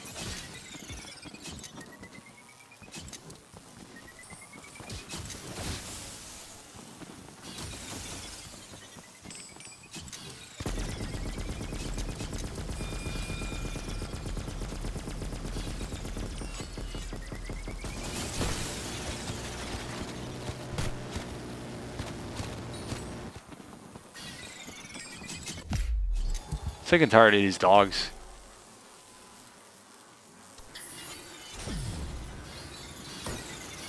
Oh, everyone just lags out.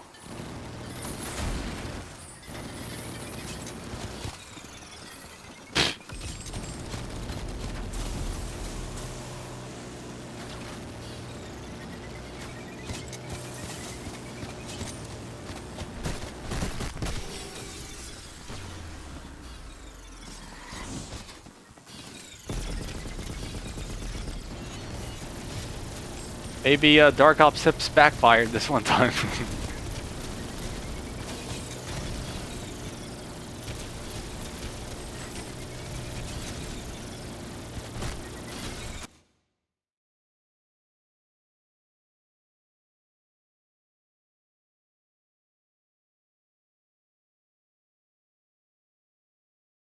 I don't even know what to say about that.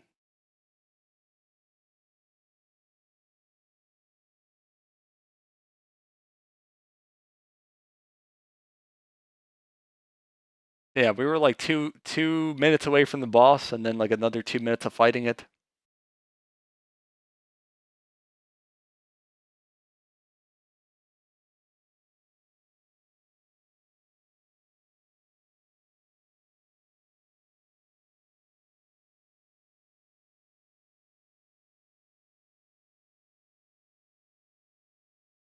Three hours wasted? It wasn't time wasted. We had a wonderful time. We spoke about... What did we talk about? Is letting you rejoin maybe? I doubt it. Like I said, it doesn't work. You're being bamboozled. Yeah, well, all we could do is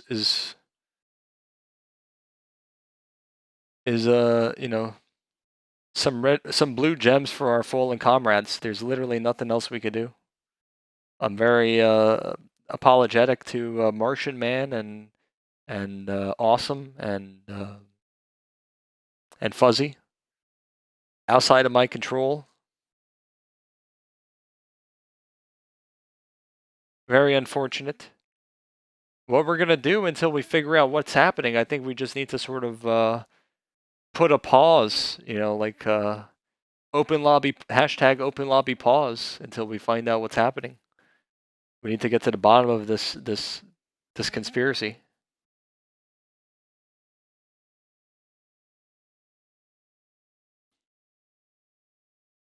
What a horrible time to get a channel prediction right. You almost don't even want the channel points for getting it correct. You almost just feel bad. It's blood money. Some blood channel points on your hand. Need a vigil on Werewolf Arena? Yeah, I think so. I think, you know, Adrenzi's gonna have some company at the vigil. Where are you from, by the way? What do you mean by that? Where was I born?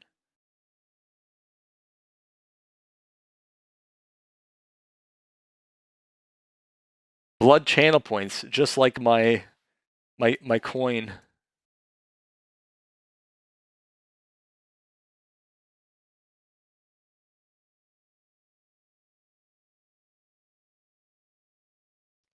Will blue and red still be connected by 65? 14% of channel points went towards no, including the cynical Hoach, and that cynicism paid off. They are not connected by 65.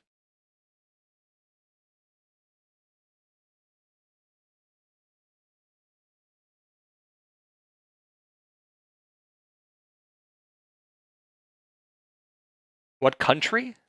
What country does it sound like I'm from? Luxembourg?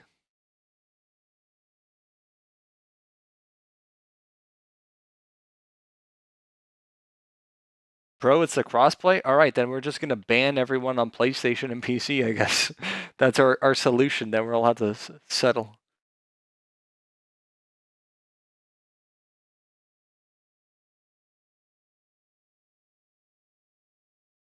By the way, there was a 7 times return for the people who said no. So Hoach had 2K, but who else had like a decent return there for no? Dolphin? You gotta realize there's barely anyone participating in these lobbies these days. Finding 3 Xbox players is like finding a 3-leaf clover.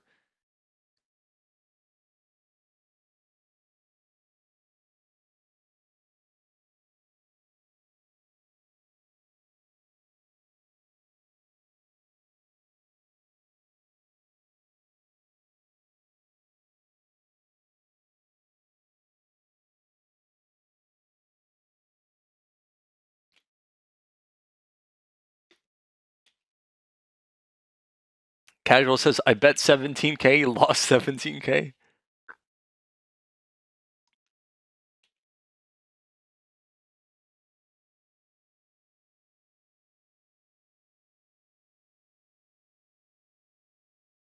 Very unfortunate to everyone there. Like I said, as much as I would like to give redos, if I keep offering redos, I'm literally gonna have a list of 20 people who I need to help, and each time we're just gonna keep lagging out or something. So, unfortunately, for the sake of that reason, we're gonna not do any redos for the you know these past few lobbies and the next few lobbies until there's more stability.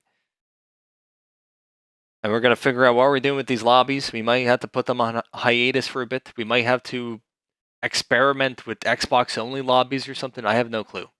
I really don't. And also to add insult to injury, the guy who I carried in the public lobby the other day, do you guys remember that? We did a pub lobby. He came into my stream today and he said that apparently all his stuff didn't count or something. Even though we got the pelt and the trophy for him seemingly. He's saying he doesn't have any of it anymore.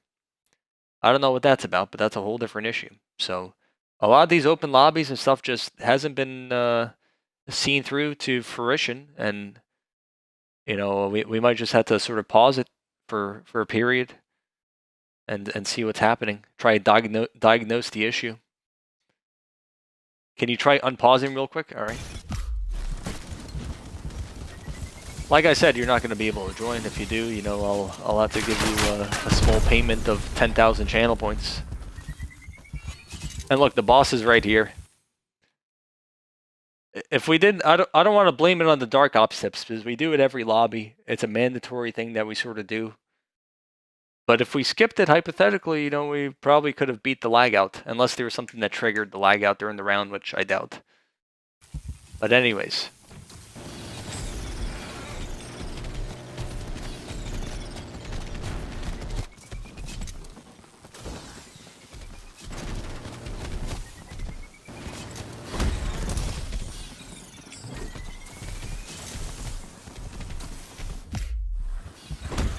Sick and tired of this Muppet hitting me.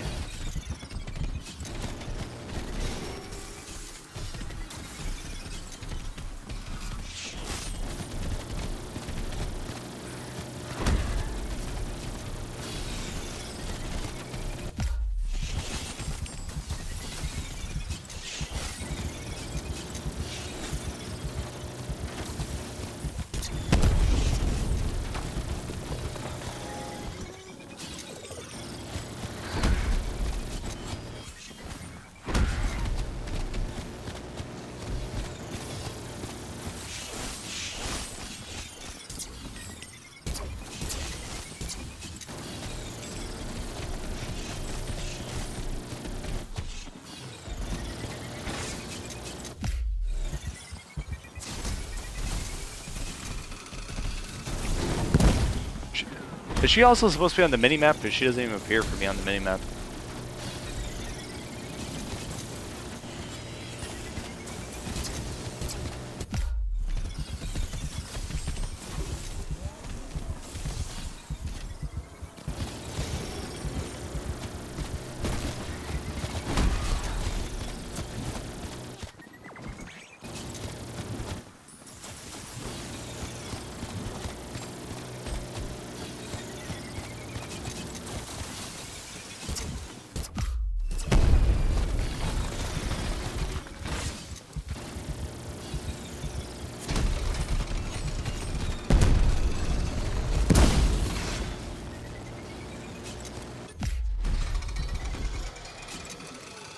Oh, so much for that.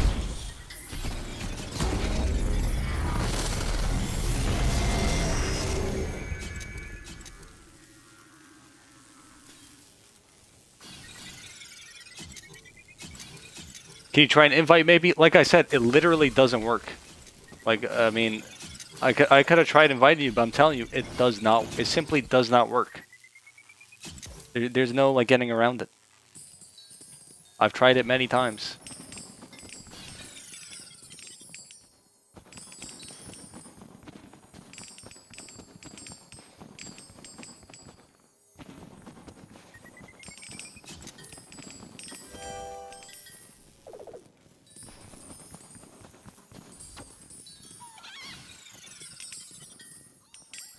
Joining through Warzone will attempt to rejoin, though?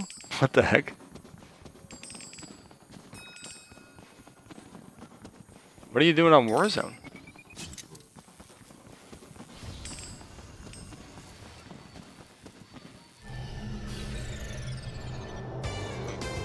Optic playing in New York already? Oh, okay.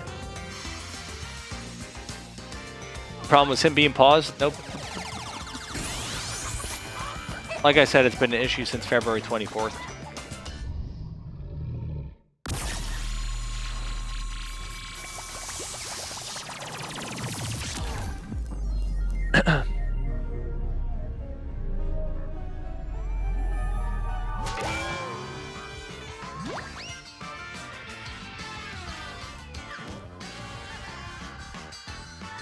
Well, unfortunate to the three of you, but hopefully you could get picked again in future lobbies if you show up.